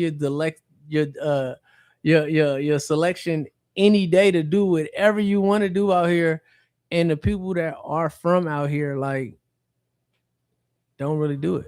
They like leave this big opening, this big void for anybody to come here and kind of push. You know what I mean? And it's a beautiful thing, but it's like a bitter beautiful because you'll get support, but you'll only get so much support. But normally the support doesn't come from the people that are not doing anything. You know what I'm saying? It's like everybody that supports people here, even if you're from Reno, is the people that are actually applying themselves. You're not really gonna get support from somebody from Reno that ain't doing nothing. And it's like, bro, you're not even doing nothing. You might as well be a spectator. Like you might you might as well watch the game, bro. You want to hear about the game 2 days later. Like you might as well get a ticket, bro, and come watch the game because we're playing at your home court every single day, every single week, every single month.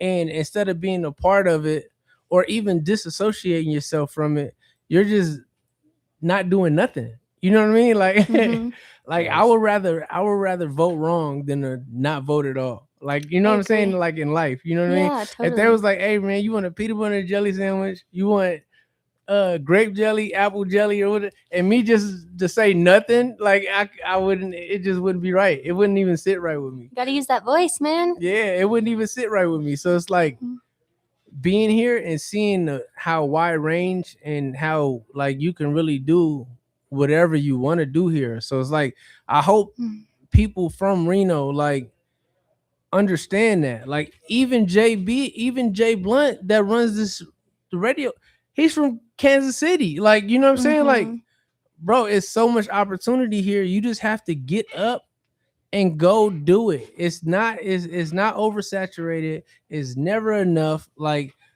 don't think that in your head. And that really be like the mindset when I talk to a lot of people. It's like, oh no, it's too many people doing that. How can it would never be too many people doing anything because we all do it at a different level. And the only thing missing is your side of the story. Like your side, you know what I'm saying? It don't matter how many people do music, it don't matter how many people take pictures, they'll never see it from your lens. You know what I mean? That's all I've been trying to put together since moving out of Reno. I've been trying to bring unity, especially like, you know, in your city, you're never gonna receive the same love from the people. So it sucks that moving to a different city, I'm receiving that love, but it's like Yeah. you said, it's like a bittersweet moment. But it definitely feels good. You feel me to pop out and definitely collaborate with different people. Like we got the shows going on, we got the nightlife, so it's definitely lit out here. The music scene's popping. Man, Yeah. I be trying to tell people, man, it's like an untapped gym, man. Like people don't understand. Reno is really it. It is it. I appreciate you saying that too, because Mm. I feel like Reno gets a bad rep a lot. But I think it's the Reno people that give it that rep. Because I hear everybody ya. that comes from out of town that comes to Reno loves Reno. They love it. And everybody that's in And we Reno changing this wants shit to up leave too. Come Reno. That on. is facts. And everybody here wants to leave because they think that there's nothing here. And it's like, bro, you got so many untapped resources and so many, like, y'all grew up.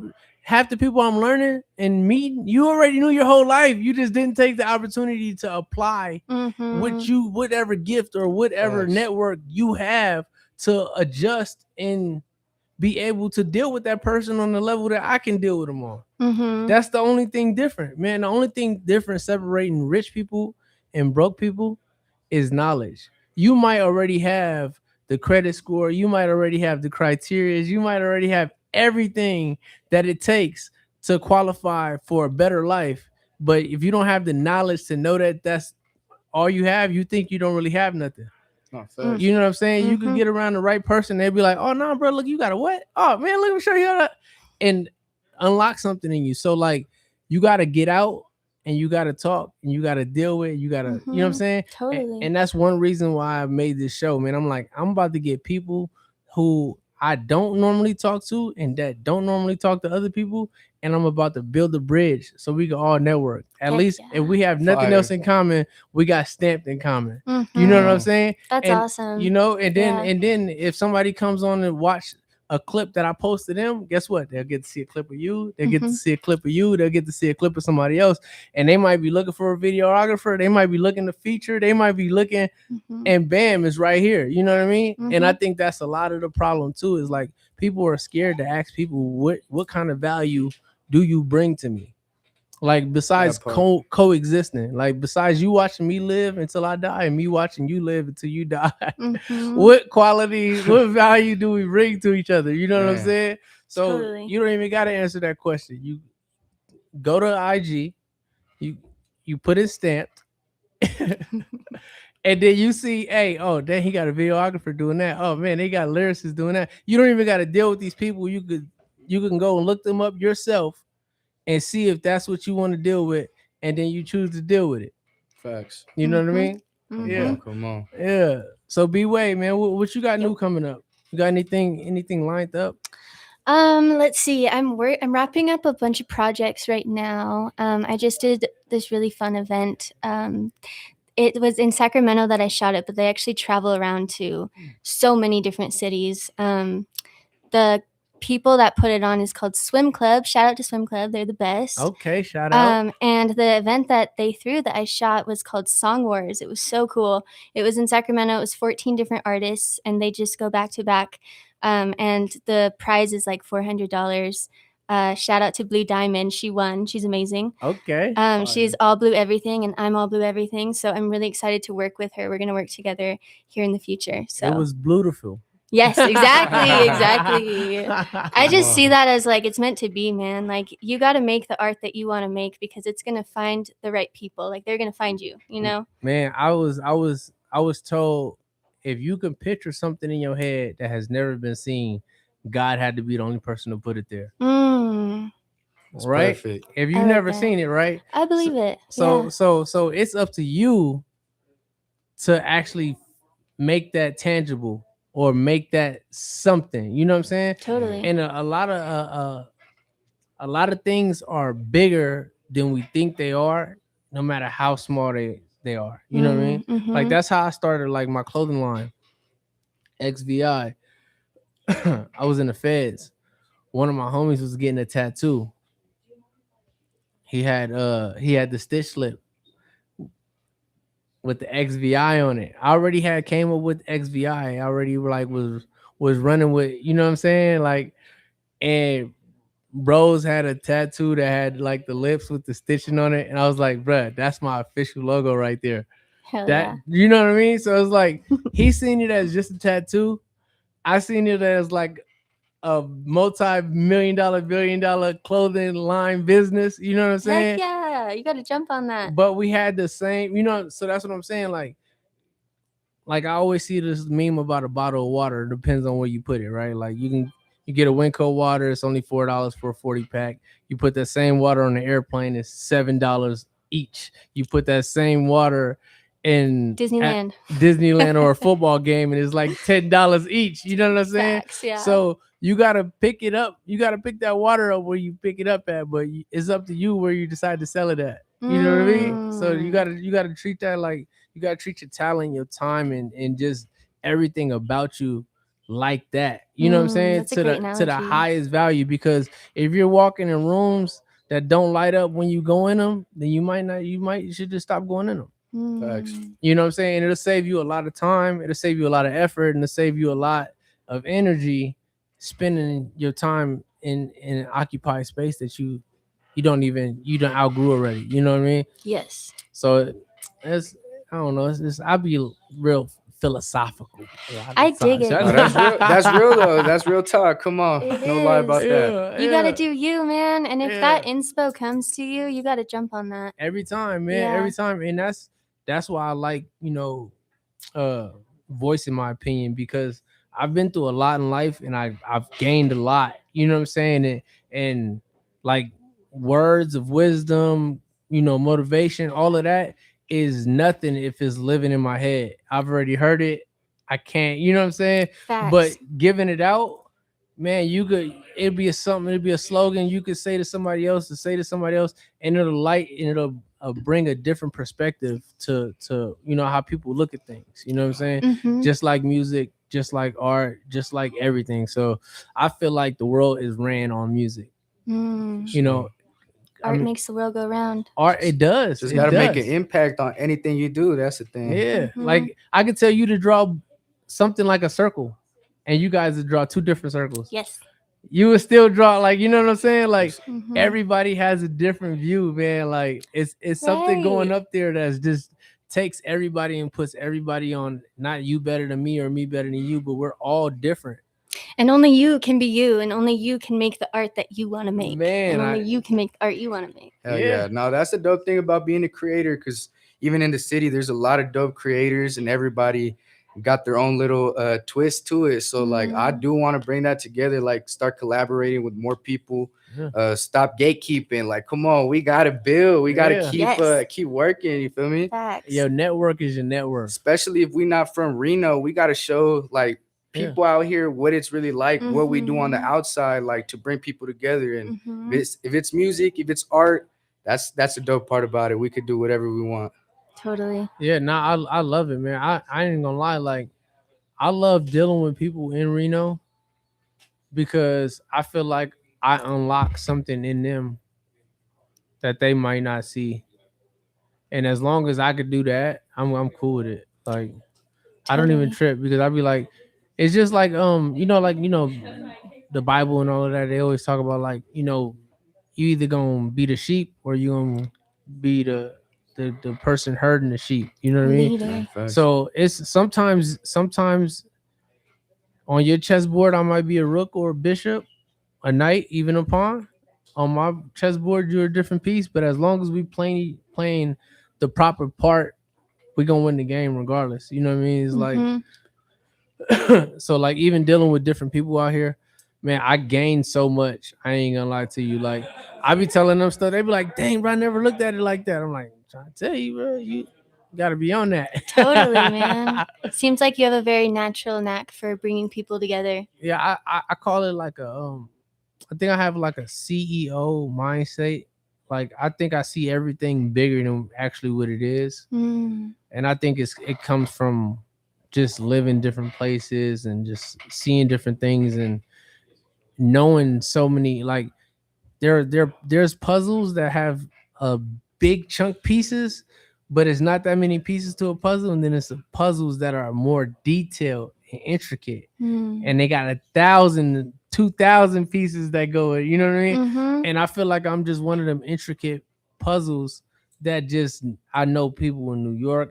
I could literally, from being in bad situations and good situations, from music, from prison, from I could literally just throw a dart with my eyes closed at a map, and whatever city or state it lands on, I probably know somebody there. No, that's how it be when you're just networking, bro. The Yeah. power of networking. You can Yeah. meet people all around the world. You feel me? But I also understand that So true. these pieces mean nothing separate. Mm-hmm. You know what I'm They all saying? come More together at the powerful end of the together. day. They're yeah. way more better if I could link a pipeline and be like, hey bro, we got hey Juice, hey look, I'm about to pitch you to my guy in Ohio. Hey bro, I'm about to pitch you to the woo out there. Hey, we about to you need a photographer. Hey, I'm about to get you I'm about to get you Heck sent to New yeah. York. Like That's what it's where'd all you ever want to about. go? And then once you got that network, it's crazy. Sky's the Facts. limit. It's crazy. For Mhm. real. I don't know how to play the music. Hey, today is my first time behind the turnpike, man. I'm gonna take that on the chin. Being here at Stamp. As soon as you double click it, though, it's playing. Okay. Before I'm gonna really let this off to the people, you know what I'm saying? that's how I do it. Before I've ever played, you know what I'm saying, this side of the mic, I've always been out there. And Jay Blunt's made it very, very easy for me to just be able to just be me. But today is a challenging day, but with challenges come growth. So I'm taking them on, man. But hey, first and foremost, the first song going right now, man, we gotta have Dreams Come True by my guy Juice, just because I got him in here, man. Is there anything about this song you want the people to know before I play it? Hey man, all I want the people to know is that dreams do come true as long as you have that vision for them. So that's what that song's about. You feel me? Let it run, man. Gang.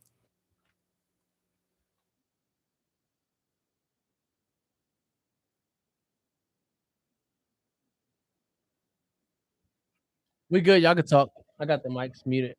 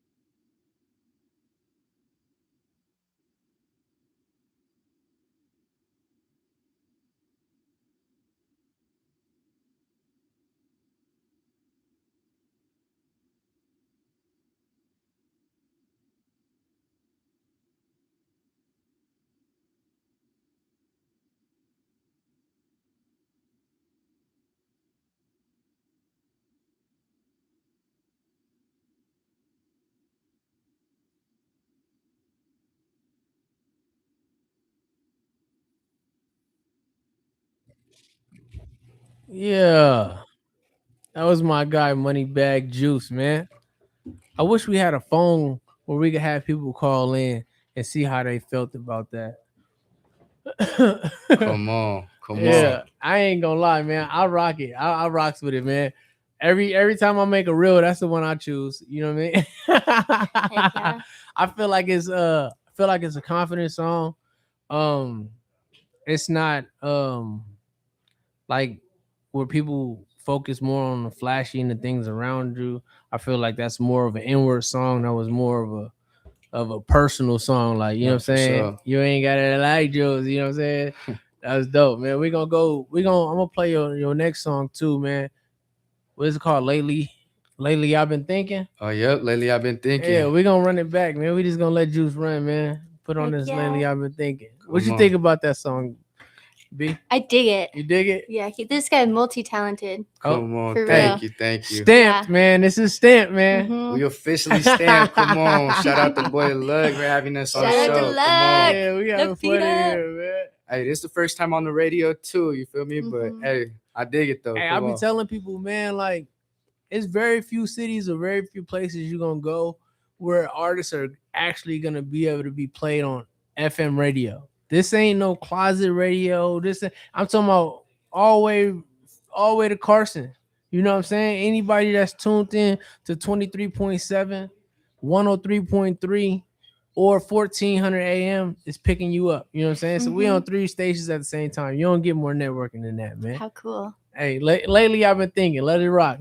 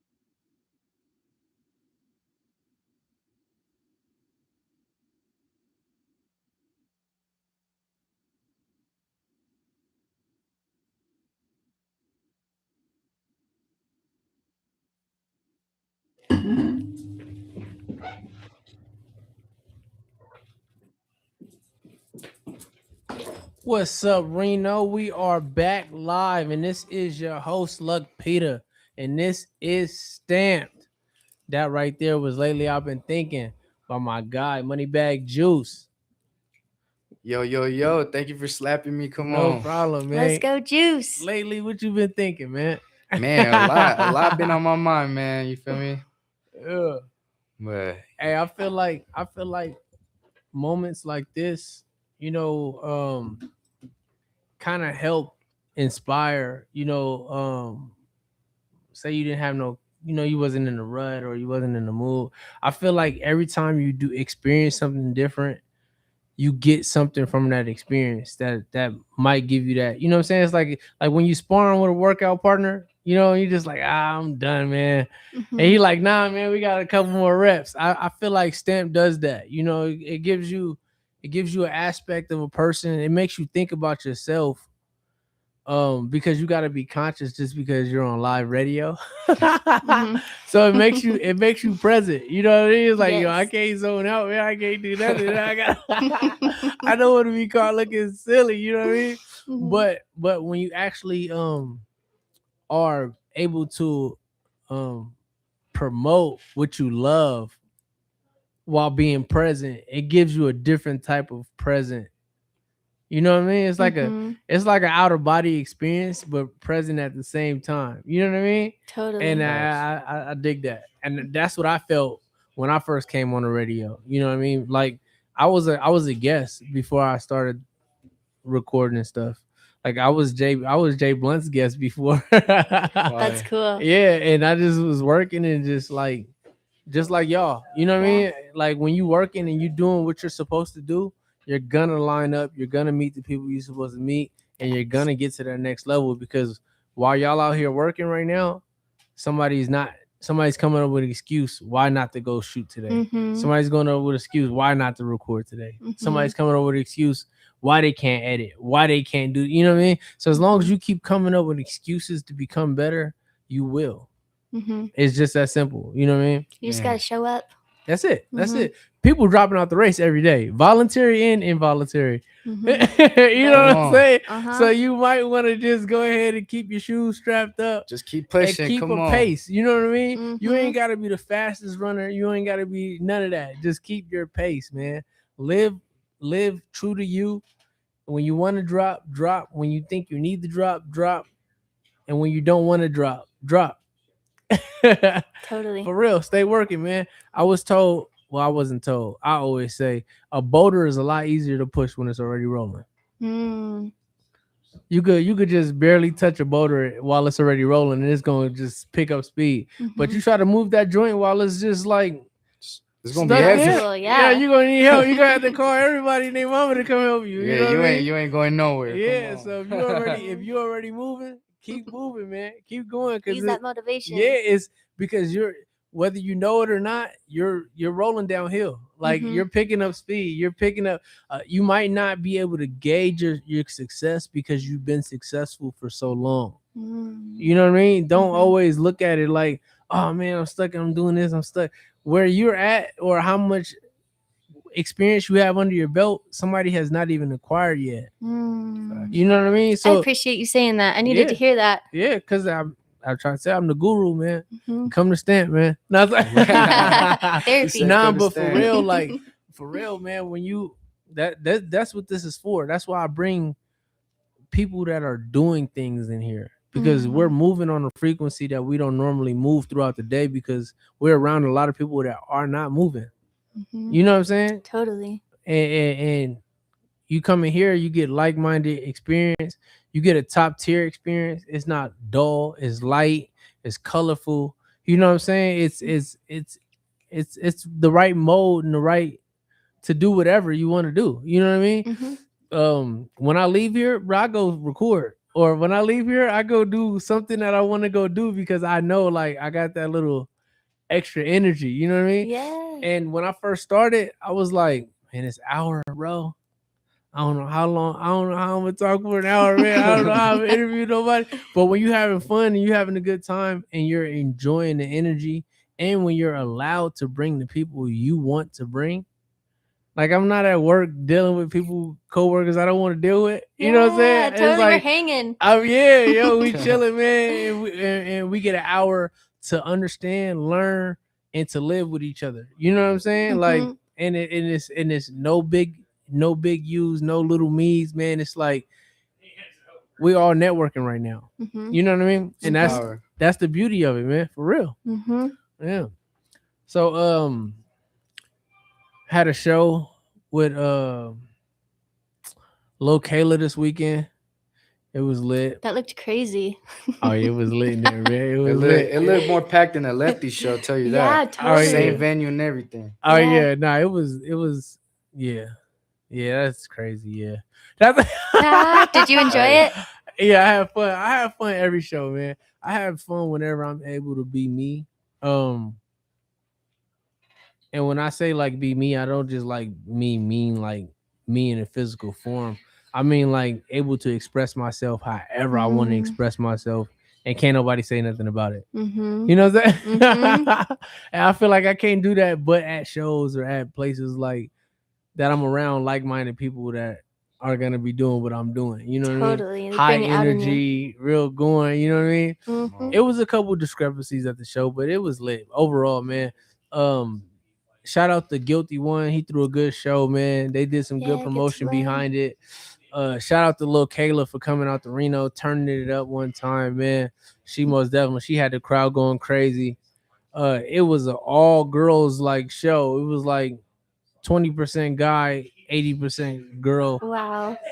Yeah, And that's it, the little Kayla demographics for sure. yeah, yo, it was lit. It was lit.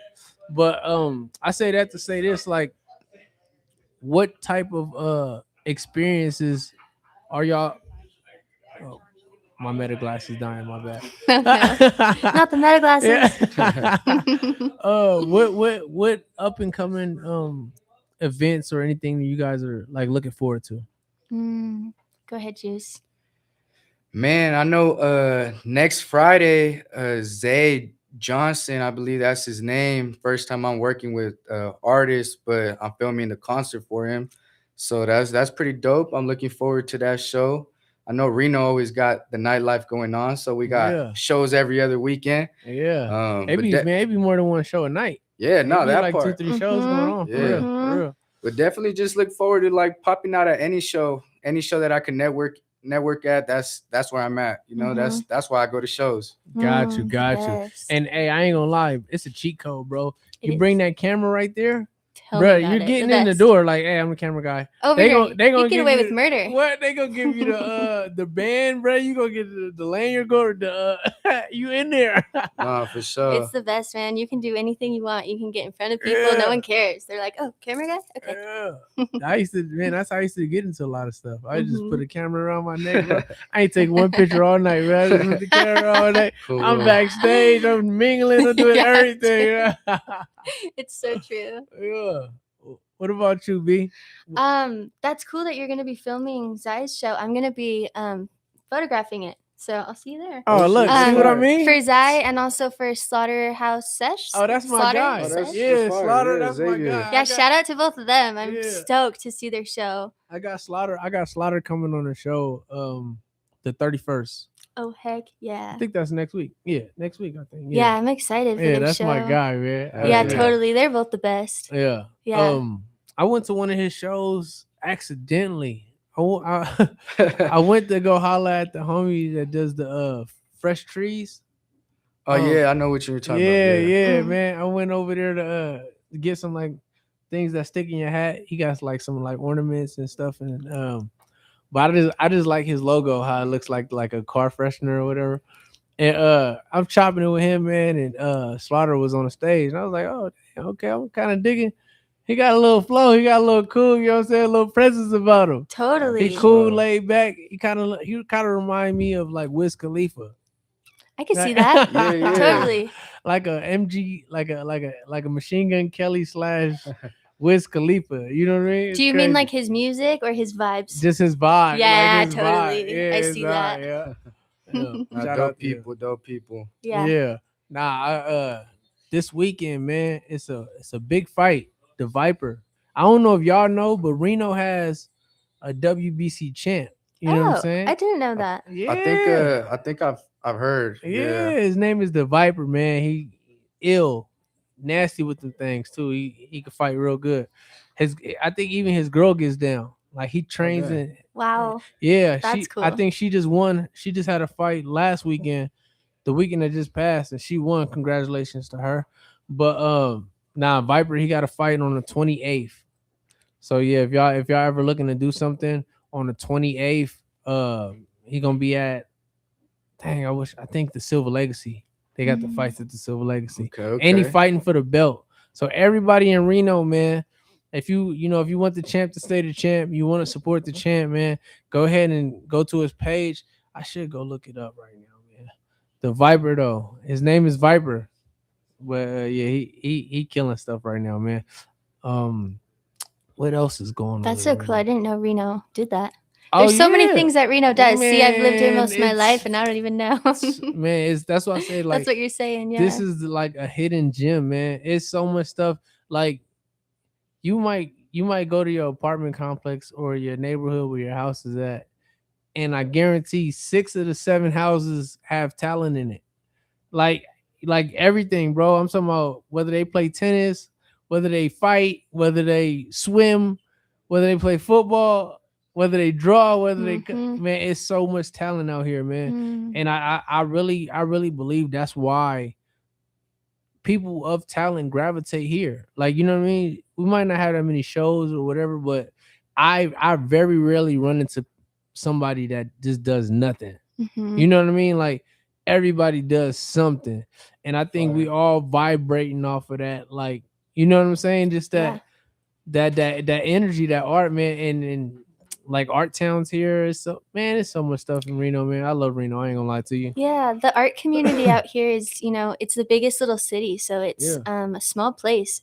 And I really appreciate that about it actually because in the art community, like we all know each other, Yeah, We're yeah. all homies and it's really special. Yeah, it's like big but small at the same Right. time because like if I want to go home and I really don't want to deal with nobody, I don't have to see nobody for weeks, Mhm. months. Like you Mhm. know what I'm saying? Totally. And so it's like you got the option to dibble and dabble when you want to, and then you have the option to you just go in your cocoon and you just work on your art or you work with your group of people and then y'all develop and then you just got like ample opportunity Mm. to showcase it. You know what I mean? Because it's Mhm. like if you tap in with any of the promoters, nobody's out of reach. I don't care if club owners to the security at the door, everybody responds back. Nobody's big me, little you in Reno. You know what I mean? Mhm. People act Hollywood. Don't get me wrong. A lot of people do act Hollywood from now and again. But most of the people that act Hollywood are really people nobody even want to deal with anyway. Like, you know what I'm saying? Facts. They make themselves bigger than they actually are. Everybody that you can actually touch and talk to are the actually people you want to talk to and touch. Like Right. for real, like when I used to do shows with Dan Hubbard, it was never a time I couldn't call Dan or email him or I had to wait 2-3 days to get an inbox back or DM back. He's hitting me right back. I booked with Guilty One, same way. You know what I'm saying? Anybody Jay Blunt, he'll be busy, he'll be back here on the turntables. I'll call, he'll be like, hey, look, I'm in the show right now, but hey, I'm a you know what I That's the mean? Or best. he'll text me while he's doing the show. Like nobody's unreachable. And that's the beauty of Reno, man. It's just you just gotta get up and get out and make it happen. Mhm. That part. That Facts. part. Yeah. I'm gonna play some music because we only got 3 minutes left in stamp, and I don't want to overthrow. We got Envy in the chair coming up next, man. Got my girl Envy. She about to come do her thing, man. Her and famous Flacco do they line up? You know what I mean? Fire, fire. But I wish I had another song. You should play Automatic. It's been stuck in my head all day. Automatic. That's Let's my go, joint right Luck. now, man. Let's go out with a bang, man. We'll go out with my song Automatic. Shout out man. to Luck. I greatly appreciate y'all for coming in here and spending y'all time with me for real. Come on.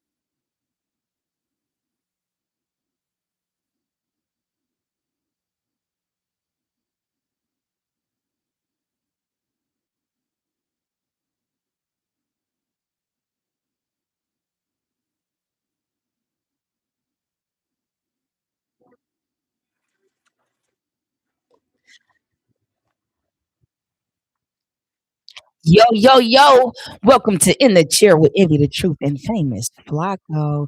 We are back for another Monday night. We got to turn that down. Let's turn that down. I got the live video playing. So tonight I was going to have a special guest, Matthew Snap the Rider Hudson. He's my little cousin from Kansas City. He's not answering his phone. And then, these be things that happen. And you say, "Man, what's the issue?" You've known for over a week, and you called me earlier.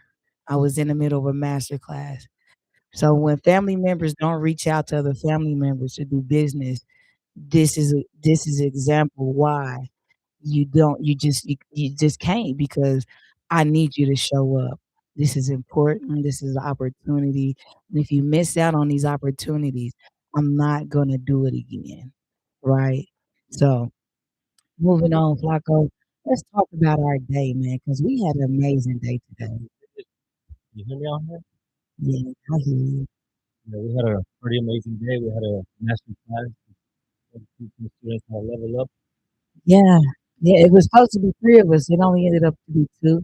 Yeah, It worked out though. I mean, better for us. yeah, it's, it's definitely it's been good, man. I'm excited about our growth in this master class. We had 7 students show up. Yeah, They were excited and in tuned and happy, and we fed them.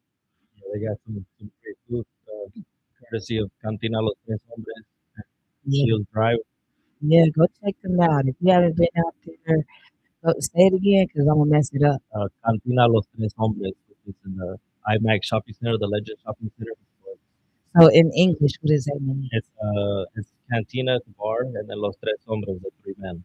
3 men. Yeah, so it's the dad and the two brothers, but the mom's very involved as well. But shit, I guess they didn't put her in the logo. Yeah, they called for that. You know, the woman's always the backbone and That's what he everything. said. That's what the man said. Yeah, the dad did tell us that when we had our first meeting with them, man. They were so nice. The food is so good. And if you're wondering exactly where it's located, it's at the Legends, literally across the walkway from the IMAX theater. You cannot miss it. So if you go to the movies, go holler at them, get you some good Hispanic food. It is so bomb.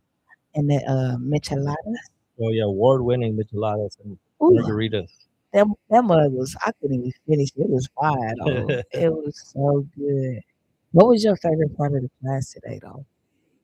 My favorite part of the class is when you actually see everybody engaging and everybody listening and everybody tuning in. That means everybody's focused and everybody's on the same mindset to grow. You know what I mean? Yeah, because they got an opportunity to actually get up and walk around Yeah, us. And because even though they obviously pay to be in the class, but it's something that we spend our entire lives and our entire career figuring it out, trial and error, day by day, year by year, and this is the sauce that we give them right then and there. So to see somebody not paying attention or just chewing gum and zoning out, then you really know, man, maybe it's not for them. But everybody true. was tuned in, everybody was locked in for sure.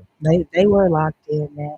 And I just want to say, if any of those people are listening, we appreciate you. We thank you again for showing up and entrusting us with giving you a set of skills and a mindset to leave with to further your career so that you can elevate, level up, and be better at what you're doing. It's all about finding that niche, though, and figuring out what sets you apart from the crowd. My niche is that I can cut, but I also braid and I do locks. What do you feel like your niche is? I kind of like my niche. I kind of change it up as I need to. When I first moved to Reno, was a lot of men weren't able to get their beard done. A lot of people weren't being able to get lineups. You weren't able to get skin fades. Mm, So being able to just capitalize in any one of those things is just helping me stay ahead. But what really has helped me stay ahead since the beginning is doing designs, and that's something that I never like to do. I'm not an artistic person. I really don't even know how to draw, but doing the designs and then staying up, or at least being a step ahead of the wave, then you kind of you stand out from the crowd that way. nice. And you always say I'm not an artist, bro, but your work is pure art. Thank you, thank you. Like your designs be hitting so hard. I don't know anybody in this city that can touch you with your clippers and a design. Thank you. I appreciate You know, and I've met some pretty dope barbers, but you gonna be top number one to me, and really because of your work ethic and how you do your design work. You actually put it in, and then you'll put some paint on it, or then you'll color it in, or make it stand out, enhance it, right? Enhance it, not correct it. Not correct it, because people use enhancements for corrections, and then they clients get mad, and they come sit in Envy the Truth chair and be like, "Yeah, I'm tired of my uncle painting my hairline." And they wipes off. And it wipes off and they sleep. So remember, when you're doing these haircuts, if you're a barber listening, if you're a stylist listening, and you're doing enhancements, it's to enhance the haircut, not to correct what you messed up. So if you push their line back, they're gonna see it when they wipe that off. Remember that. That's Yeah. very, very important. Okay. So that's that. The weekend before, we had a crazy weekend where we was at the Barber The Expo. NorCal Barber Expo. That was just last weekend. Man, No, that's been so crazy. it's been a couple wild weeks. NorCal Barber Expo. Shouts out to Jerry who he let me get on stage at the pre-party and perform my single Snapback. They were vibing. They They loved were, yeah. it. He came back up to me the next day and was like, "Yo, you did your thing. You killed that." And the only thing I tell people is like opportunity. This new wave of music, it really overshadows people like me that create real music, music that will last for generations, not just to now, but you can listen to my songs from 10 years ago and they're still relevant today. They're meaningful music. Meaningful music. So if you haven't checked me out, please go check me out. Envy the Truth. I'm on all platforms, Spotify, Apple Music, everywhere. You name it, I'm everywhere. And Flacco got music too. If you didn't know, Flacco got music and a studio. Okay, so Flacco, let's talk about your music because you've been kind of like hiding your music from the world. So I started getting into music just because I went into business with some friends and opening of the studio, and ultimately like I had to learn how to troubleshoot the programs. I had to learn how to connect the cables, disconnect the things. I'm pretty sure I blew up a mic or two. Oh You yeah. know what I mean? So I had to learn it, and with learning, and I also do music videos. So I kind of got the timing down because of the music videos. But having the business that I have, it just literally pushed me into having to record my own music because I literally would take my keyboard and my mouse and lock myself in the booth and just restart, restart, restart, Yeah, restart, restart. yeah. And I'm pretty sure one night I spent from like 7 p.m. to like 8 a.m. And my thing was I was dabbing back then, so it really affected my throat. So I really like, yeah, I have to now wait 2, 3 hours before I can get back in there. Man, But I ended up learning the software, the tools. You know, I had some high end equipment, and that's kind of how I got into the music. I just kind of had to learn it for my artist. you work with some pretty big names too. Can you name a few of those people? Yeah, I've had the pleasure to work with Chito Ranas, Jalisco. We've had GB at the studio. We had Bro Adrian. We had Afro Man in there. Nice. We had Baby Gas in there. I actually did a video for him as well, and a bunch of artists here from Reno. A bunch of like there's a lot of artists out here that are like undiscovered, but their music is Pretty good. yeah, it's really good. Yeah. Reno type of music is a whole different type of music. It really is, and I like it. I'm not gonna lie to you. I like the ones that are actually talking about something. So with Envy the Truth, in my name, it says it all. I really like to hear your truth and your story, and it gotta make sense. I don't want to Right. hear you talking about drugs, sex, Promoting, violence, yeah. promoting the things that are keeping us conditioned, programmed, and out of tune with ourselves and our community. So I'm really big on community and sharing that positive message. So if you got good positive music, you can send it to me. And yes, I will play it. I won't review it, but I will play it if it's good. So I'm not in the review game. If you want to get stamped, you got to hit up Luck Peter so he can certify you. I'm not certifying you. I'm just gonna not play it if I don't like it. Yeah, and if you guys want to check out my music, just go on any platform under Famous Flacco, and that's just Flako, on Instagram, Google, everything, you'll find something. Yeah, I literally just looked it up when I was like making some videos for our reels. I was like, oh yeah, he's on here. Cool, Yeah. let me add his music. I gotta what I'm trying to build is a platform for Reno, since everybody's got different music out here. I think Reno deserves its own platform. So for now, if you guys go look up Famous Empire Entertainment, and that's kind of what I'm building, a record label slash Yeah. platform, and we could distribute music. We can, do album artwork. We could record, engineer, do the music. We got the barbers. We got everything. So we're a one stop shop. Yes, it's awesome. Like, and hand in hand, hair and music go together. Yeah, they You do. know, and I didn't know how I was gonna build this bridge, right, with my music career and my hair career, but it just goes together. And Right. this opportunity really solidified how you can bridge the two together. Right. When you sit in a chair with your client, or they sit in your chair, that's an opportunity for you to play your music for them. Yeah. And I do. I play it for them, and they love it. And I just be like, yeah, okay, cool. That they liking my music. Yo, can I download it? Please go download it. Yeah, Please follow me. please. You know what I mean?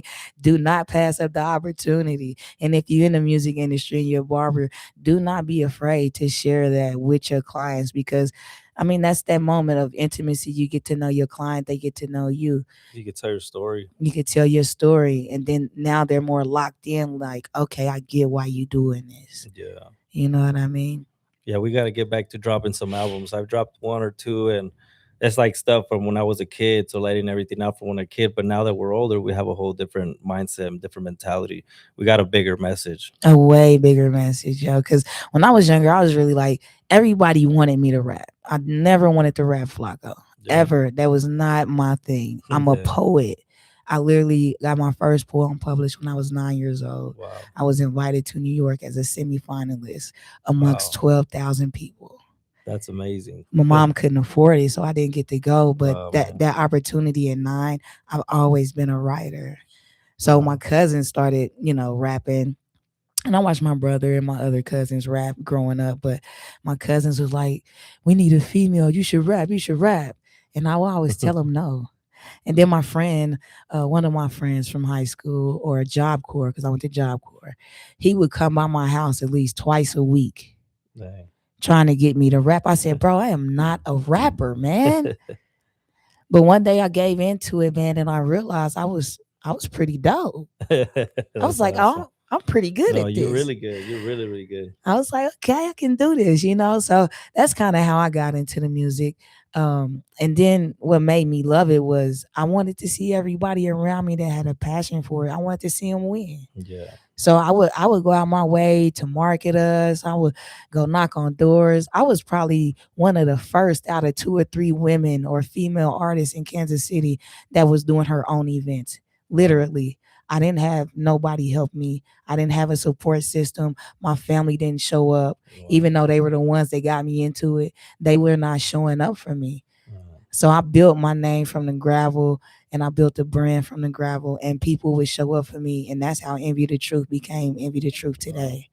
I didn't have a support system. So if you don't have a support system, yes, it's hard, but is it impossible? No. No, that just means you're gonna have more drive than the average. That's right. You just work a little harder. You become more innovative. So I create all of my own content. I make all of my own flyers, especially lately. I used to pay a guy back then, but I used to shoot my own videos. Like, I could show you a video on YouTube I did myself. And I'm like, Wow. how did I do this? But when you got the drive, You got to make it happen. you just make it happen, man. And it was fun. I mean, I missed those times and back then, because I felt like I just had so much ambition for the music, and now it's just kind of like, okay, I do it, Yeah. I do it. And being overshadowed by all of this trash that's coming out and that's being promoted to our communities, it makes it hard for you to want to do it over and over. But I am dropping a new project. Well, Did you see it? you gotta drop the music for the OGs. You can't forget about us. You see what I'm we saying? love all that. You see what I'm We saying? love the grown music. Right. So I got a project I am dropping on my birthday. My birthday is next month, September 25th. This project is called Lost Tapes, and it's exactly that. And I got some pretty big names on there. If you know Nice. who T Will is from the 57th Street Road Dogs, Tech 9. Oh, nice. Yeah, so I got a track with him I never released. I'm gonna release that. I got a track with this guy named Chevy Man. Chevy Man is doing major numbers right now. Shouts out to him. My little cousin Snap the Rider. I got him on a few tracks on there. Diamond G, old school pimp, Kansas City. If you know, you know. You feel me? So I got some pretty cool names on this project. It'll be about 12 songs that I never released. And to be honest with you, I got more, but I don't think I'm gonna release any more of my old But music. we're ready for the Lost Files too. You know, right, right, right. Just some of the recording is not up to par enough. Well, let's see what we can do. Maybe we can edit some stuff in In my your studio. Yeah, I studio. got some software that helps with like older tracks that are already pre-mastered, or Yeah. we could condition them. Yeah, because I mean, I had my own studio for like 5 years, so some of those tracks I recorded, and I half ass knew what I was doing. Okay, I guess half ass. I did learn from Eric Surratt and mid range music. I got to sit next to him for 3 years straight, and I learned a ton of things I haven't really been able to use, and I don't really care to use because dealing with artists in the studio can be a headache. Yeah, it is, especially as an engineer, and they expect you to get it done right then and there, and then they don't pay attention because they're partying, and then the next day, "Oh, why does it Yeah. sound like this?" Or And they're what? drunk, they're Yeah. high, you know. And like I said, I sat next to him for 3 years, and I was one of those artists right there next to him, you Yeah. know, kind of lollygagging and BSing. At the same time, I did take in a lot from him. So shouts out to Eric Surratt at Mid Range Music in Kansas City, man. I'm gonna always rep my city. I love my town. But let me say thank you to Reno for showing up for me and being there for me and giving me the opportunity to shine my light here. I've gained a lot of clientele. I've gained a lot of fans here, a lot of respect. You know, minus the people that got a little issue with me, I just pray for them. You know, because they missing out. And when you try to take advantage of God's people, you gonna miss out in the end. Yeah. I'm not losing if you're not in my corner. You just lost me. That's right. You know what I'm saying? And shouts out to Flacco because he opened his heart and he's been genuine more than anybody I've worked with out here. You've been the most genuine person that I've got to work with, and you just keep helping me elevate my craft. Even after 30 years in the game, watching you work, I still step my game up. I appreciate that, and I'm always here for anything I can help with. Right. And I mean, look at those kids and they were grown ups. They came today, man. They were excited, you know. Your haircut design game is just immaculate. And I just like, bro, how do you think of this stuff? And you freestyle Yeah, everything. it's mostly freestyle because people can't tell if you've messed up or not. It's just they don't even know what it's supposed to look like. You just make everything look intentional. Right. That's the key. Making you're gonna have kids and people that move, and you're gonna mess up. But if you go back and sharpen that line and make it intentional, people Mm. think that's where it's supposed to be. Yeah, I've tried that. I need a picture.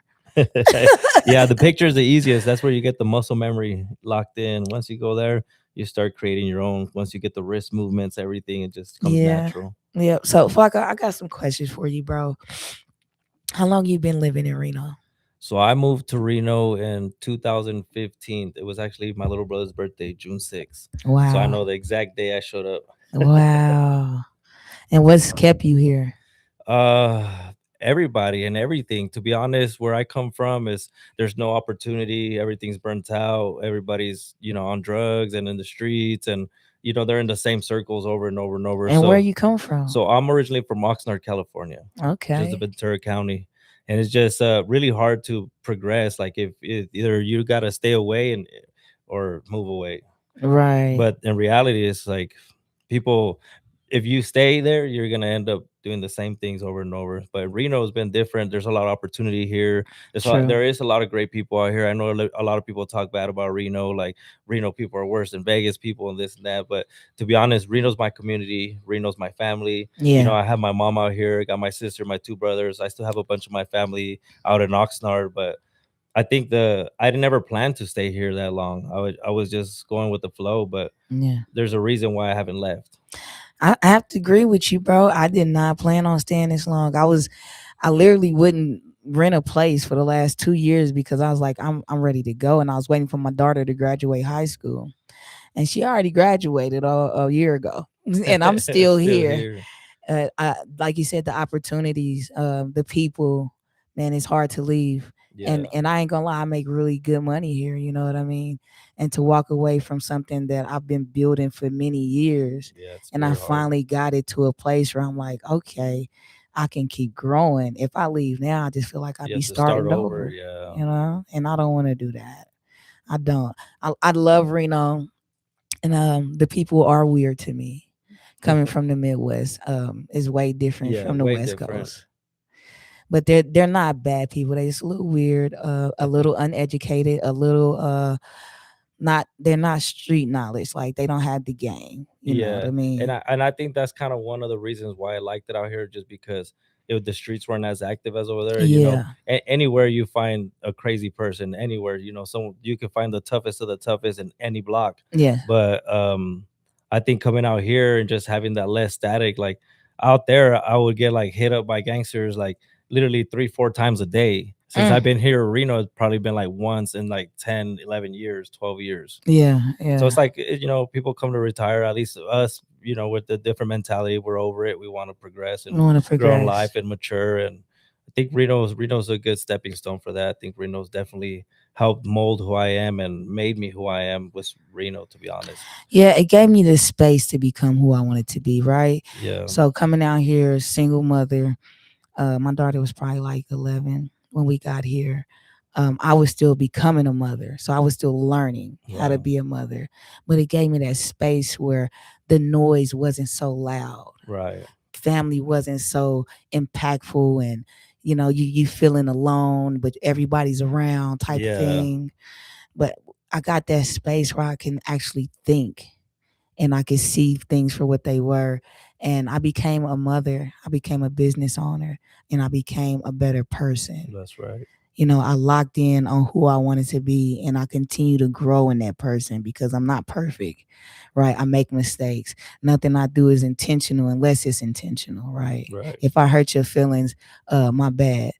Right. But if you deserved it, you know It what you was can do. intentional. You know what you can do with yourself. You feel me? Yeah. Man, it's like you want the best for yourself, and if you stay in the environment you were raised in, you're not going to grow because you're so used to it, and it always pulls you back. Yeah. So I had to take that leap of faith. I left Kansas City with a bag of clothes and a kid. I went to Phoenix, Arizona, ended up in Vegas for a few weeks, and I landed in Carson City when I first got here. And Wow. now I've been in Reno for the last 7 years, going on 8. And I just want to say, you know what? It's been an experience. I'm not mad. I'm not hate on nobody. I still love everybody. Even if you Yeah. don't like me, that's your problem. Talk to God about Yeah.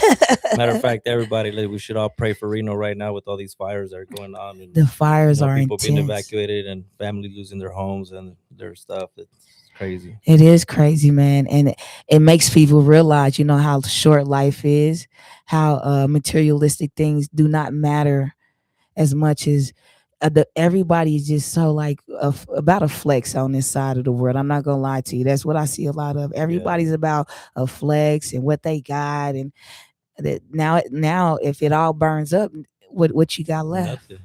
You know what I mean? Just the people around you The that people helped you around you, survive. the values of your spirit and your soul. You know what I mean? So Yeah.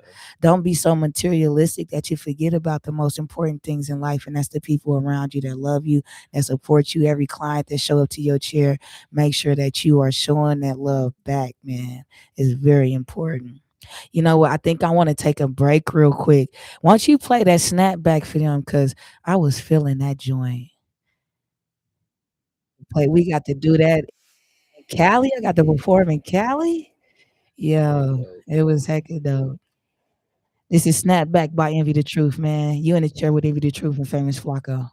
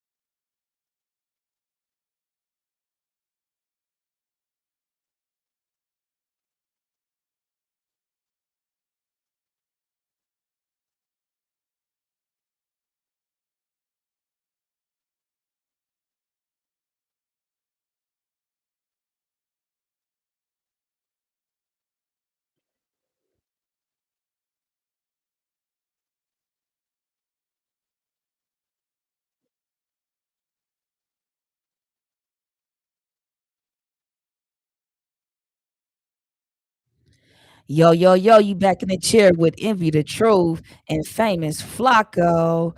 So my little cousin decided he wanted to call in 37 minutes late.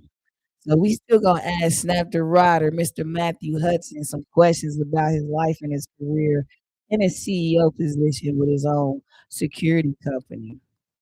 What's up, Snap? How you doing tonight, baby?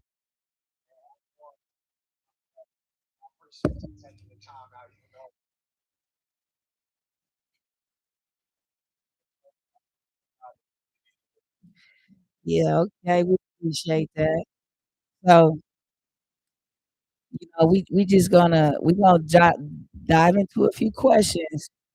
Since you late, we don't got a lot of time left. It's only an hour show. So before we get into everything you build, I want to start with who is Matthew Hudson and who is Snap the Rider? Someone that grew up in Kansas City, man, I was gifted and blessed to be, have a mother and father in his life. I went through some things earlier on in my life, dealing with friends and people who I thought, that I looked up to as a kid. So I started getting in trouble at an early age, man. I done been in every juvenile system that there was in Kansas City, Missouri. And growing up, with five siblings, I want to say I'm the sixth. You know what I'm saying? I have two older brothers.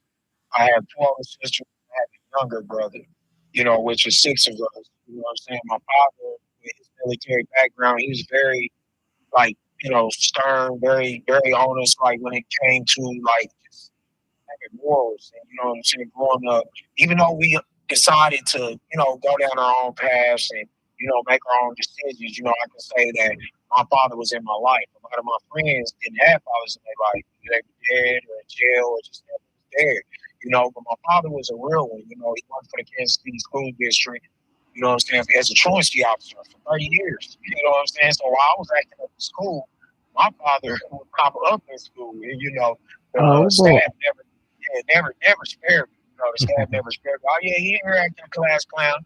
I always Mhm. had a room for me to go in. My daddy, like, oh, you think it's a game, huh? But, I constantly got in trouble a lot, regardless of, the punishments, because I didn't really take my father serious based on me wanting to fit in with other people, because when you're growing up, especially when I did, I was born in '89. The air smelled different, the colors that you looked at through your eyes was different, the way you dress was different, Right, the right. way you walked was different, and me being 36, I'm 36 years old. I never thought that I would make it here. You know what I'm saying? And just to look back on all that, what I can agree with my father is that he just always wanted me to have something. You know what I'm saying? He always wanted me to be something that he might have seen. You see what I'm saying? But at the time, I didn't see it. Like I said, I wanted to find my own way, and I was influenced. You know what I'm saying, by a lot of other people that were. I felt like were able to do things that I could do. You see what I'm saying? And my mom, she was like that nurturing. She never really, like stressed me out when it came to me making bad decisions. You know what I'm saying? Because my parents ended up getting divorced later on. You know what I'm saying? As me being, 11, what I'm saying, going on 12. So at that point, as a teenager, I was like full force into the streets. It wasn't no Matthew at that point. That's where That's where Snap took Snap it came from. You in. know what I'm saying? Yeah, most definitely.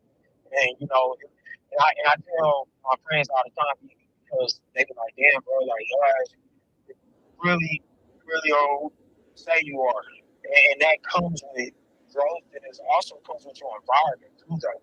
You see what I'm saying? So, I never be anyone else besides who I am, besides Right. who I grew up to be. And we all could make different decisions in our life, but what I can say is I don't regret my life. I'm very That's right. blessed, very thankful to be where I'm at. I'm very, very humble, and I thank Allah for the circle that I do have. You know what I'm saying? Because my circle has closed to a point to where I can see everybody around me now. You see what I'm saying? Right. And when I was growing up, I couldn't see everybody around. I was just around everybody. That you know. part. That So part. that's the difference, you know what I'm saying, between Matthew Hudson and Snap the Water, you know what I'm saying? Okay. So you're also on a newer journey with Islam, and I wanted to give you an opportunity to kind of like, speak on that. What's that doing for you as a man? Alhamdulillah, alhamdulillah. Thank you. I thank you because you asked that, because I always wanted to tell people this. So, you know, I can say that I grew up Christian, but I didn't go to church. My father, he worked so much, you know, that we didn't go to church, but he tried to instill that in us, you know, about Jesus and, you know what I'm saying, like Christianity, you know, upbringing. And I love my fellow Christians, you know what I'm saying? One thing that's big about Islam that I understood and came to understand it, you know what I'm saying, is that we love Jesus just like Christians do. You know, they call him Esa in the Quran, and he has the same stories, but in the Quran, it starts with his mother, which her name was Maryam. You know what I'm saying? And the Bible, her name is Mary. You know, Okay. and when I started understanding it a little bit more, I'm like, okay, this is just. And then also, it comes with the discipline. You know what I'm saying? And for me, and you know, There is my a lot sister, of discipline in Islam versus yeah, the yeah, yeah. Christian My brother religion. and my sister, they're big Bible thumper. I'm talking about. I can't take that from them. We don't have disagreements. We don't argue about what we believe. We fellowship with each other and hear each other out. You know, Right. I can't push what I believe on anybody else. You know what I'm saying? And they Fact. can't push what they believe on me. All I do is continue to seek knowledge and truth and understanding. That's one thing that I loved about Islam is that we respect Jesus and we acknowledge him as Jesus, you know, because Christians do. But his name in the Quran is Esa. And we just believe that he was one of Allah's most greatest prophets. You know, now Christians believe that he was God. You know what I'm saying? But, you know, like I said, that's another story. Hopefully we can, you know what I'm saying, have another conversation and we can go into more depth on how I believe and what I believe about the narrative of, you know, how people believe in Jesus. But at the same time, like I said, it came with discipline, it came with understanding. And I put myself in a situation where I feel like, you know, I can talk to one guy, have a relationship with one guy, and hold myself accountable. You know, because I felt like when I was a Christian, you know, I felt like Jesus died on the cross for my sins. So I felt like, well, I can do whatever I want. You know what I'm saying? But you know, that's my journey with Islam. And you know, I'm learning every day, reading every day, and you Okay. know, I'm fellowshipping with my brothers. You know, because it's a Right. You million of actually us. work with some Islamics Yeah. that asked me to do a commercial for a furniture company, right? Oh yeah, and I can't wait Yeah, till you I'll come be there when for you come down here Thanksgiving. too. Yeah, I'll be there Yes, for yes, Thanksgiving. inshallah. So if y'all don't know, Snap, like I said, is my little cousin and really one of my biggest supporters ever. Oh yeah, He tells automatic. everybody his big cousin is Nigga the truth. So Automatic. it's automatic that I was gonna put him on this show. I'm upset that he was late, but I'm glad that he still tapped in and he still showed his face, right? So Okay. when it comes down to it, man, I'm really proud of the man that you continue to evolve into. And I'm not Islamic and I'm not Christian. I don't believe in religion at all. I'm a spiritual Oh, person, so but that would never stop me from loving my people and the people around me. If it makes you a better person, I'm all for it. Right. So I want to talk a little bit about your music. You your music addresses political issues and humanitarian issues. Why is that so important to you as an artist? well, see, let me bring this back up as far as being Muslim. You know what I'm saying? Okay, so I've been doing music for a while, and I've always and you don't like when I say this, you know what I'm saying? But I gotta say it. Like I've always been a shadow, you know what I'm saying? And a good shadow is that. Like I love everything you do. I support everything you do, but you've always tried to put me in the forefront. You know what I'm saying of what you always had going on. Now for me, you know what I'm saying? I feel like at the times that I started doing music, I really didn't have the message that I wanted at that time. You know what I'm saying? Because Right. I was cluttered with a lot of things that were distractions for me. You know, So when it comes to the music, far as what I do now, I have a message, you know. And I feel like a lot of people, they watch the news, they watch TV, you know, and they can tell you, you know, and I'm not taking nothing from Patrick Mahomes, but they can tell you how fast his arm is, and they can tell you what percentage his arm is at. Right. You see what I'm saying? So, and I'm just like, do you know in the Middle East that our own government is dropping bombs on kids, innocent kids? But then we could talk about the riots and we could talk about all the protesting that goes on in these little states with ISIS and all of this stuff that's going on. You got to think, in order for them to be able to do what they want to do, our government is doing it. So they think that it's okay. But a lot of people don't see that. They see what's going on in these places, and they looking at like how they wrong for this. Oh, the police just killed this person. Okay, well, let's talk about what's going on in these countries because Right. it's a bigger picture. You see what I'm saying? It's a bigger picture. Like they say, Israel is not the same Israel. This is new Israel, and our government is going over there trying to take over the Holy Land. We talk about Jesus. We talk about Esther. These are where these prophets walked Yeah. on the earth. You see Absolutely. what I'm saying? So why wouldn't the government want to try to control these areas? And also, it comes with oil. You see what I'm saying? That's right. That's what it's all So about. exactly. So this is what's going on. So for me, with my music, I feel like I owe it. I owe it to Palestine. I owe it to the kids. I owe it. Yes, we talk about city and stuff that's going on, but this is stuff that black people are doing too, though. You know That's what I'm right. saying? Black on black crime, people shooting each other. And there's so much stuff going on down here in the city of Kansas City, and that's wherever you at. It's going on where anybody, whoever's listening to this. Yeah, You that know, matter. I pray for Yeah. I pray for y'all cities. I pray for y'all family. I pray for y'all kids. You That's see what right. I'm saying? I pray for these innocent people that are leaving the earth without knowing the truth on what they're dealing with. You know, and we're dealing with a government that does not care about us. No, this is a puppet show. Like you're It literally, is, and it's you're going to continue to be that literally way living in a unless puppet show. unless we unite as people, not as black people. We're Just talking about the people, human race, human, period. period. It ain't about racism anymore. We can't continue to blame things on racism. Say, oh, well, that person is racist. Because I done met a lot of good people. That's I right. done met a lot of good people. That's right. It's, So you I don't want to keep going on this because we only got a few minutes left, but you're absolutely right. it's deep. It's deep. And it's very And it deep. hurts, you know. Yeah, no, if you got a soul, you feel it. You know what I mean? You feel it. So I do want to ask you something before we run out of too much time. You're a single father, man. How old is your daughter? My daughter's 13 years old. My daughter's 13 years old. Her name is Catalina. She got her daddy's face. Yeah, she's beautiful. Her daddy's girl. My little cousin is beautiful, and he's always there for her. Like I've seen men spend time with their kids, but the way he kick it with his daughter is just a different vibe.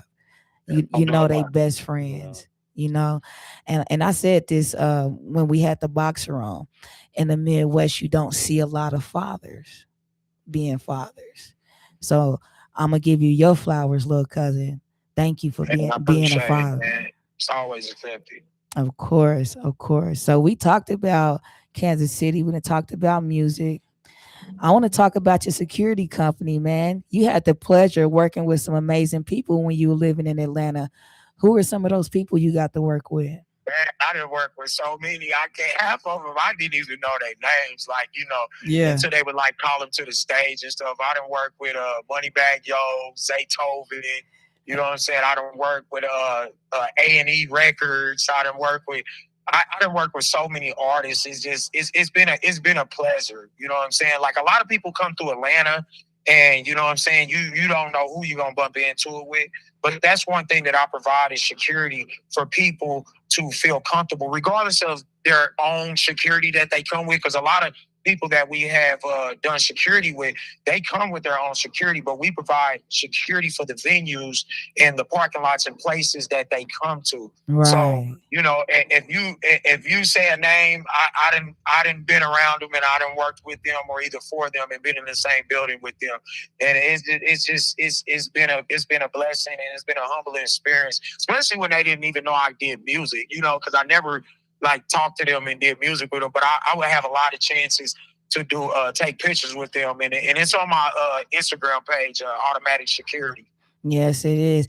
And if you don't know, now you know. This my security guard every time I touch down in Kansas City. Oh yeah. You better believe Envy's covered in more than one angle, baby. You know, because I know I got some haters out there. You feel me? They everywhere, man. They everywhere, man. You know what I'm But it's a saying? lot where we come from, though. Oh man, you talking about Killer City, baby? I gotta make sure I got that thing, baby. I'm on the highway right now on 71.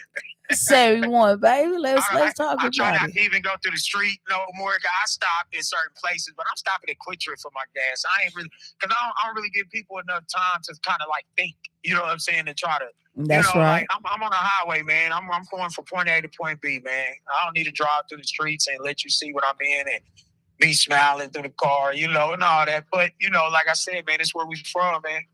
That's right, man. KC is the town, man. Shouts out to my town. I do miss it. I miss the food. I miss the good times that we have, because we do have good times, and they rebuilding a lot of it. Even though it's a lot of violence amongst the youth there, which I pray for them so much, man. Because when they figure out they're more powerful together than apart, we will take back our power and our land in this country. Yeah, that way. So we only got like 5 minutes left. If J.Biggs, can you play Live, Laugh, Cry? I sent it to your email. So we gonna play that. That's Envy the Truth featuring Snap the Rider. KC came through again. Snap, thank you, family. I love you so much, baby. Man, Flacco, man, it was a pleasure, man. Hey, likewise, fam. Likewise. You know what I mean? Every chair has a story, and every story deserves to be heard. This has been In the Chair with Envy the Truth and Famous Flacco. We will see you next Monday at 7 p.m. Spin that track for him, man. Live, Laugh, Cry. You can go download this on YouTube if you want it. Have a blessed night, y'all. Yes, Automatic.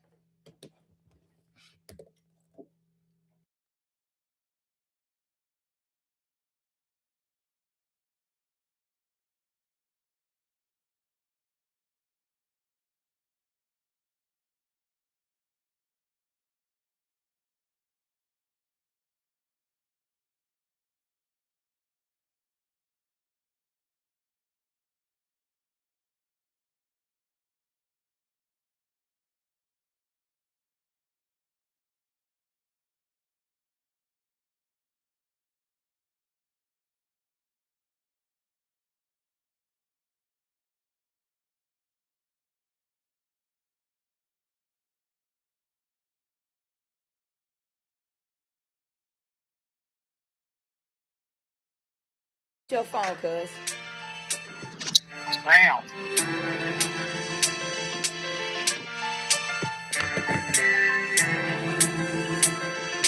Live, laugh, cry, family pain. The way hold down, but they still bout business. Only the Lord knows the soul of us, so we under one sky, and I don't think they understand. Live, laugh, cry, family pain. The way hold down, but they still bout business. Only the Lord knows the soul of us, so that's real blood. We under one sky, and I don't think they understand. What I wouldn't do, hate the question, my nigga. Who what I should and shouldn't do is a blessing, my nigga. Could have did this and that and still stressed over real. I should have been this and that, but I stuck to that real shit. Make moves and lead tricks for the niggas that feel that. Put my family on my back, right next to that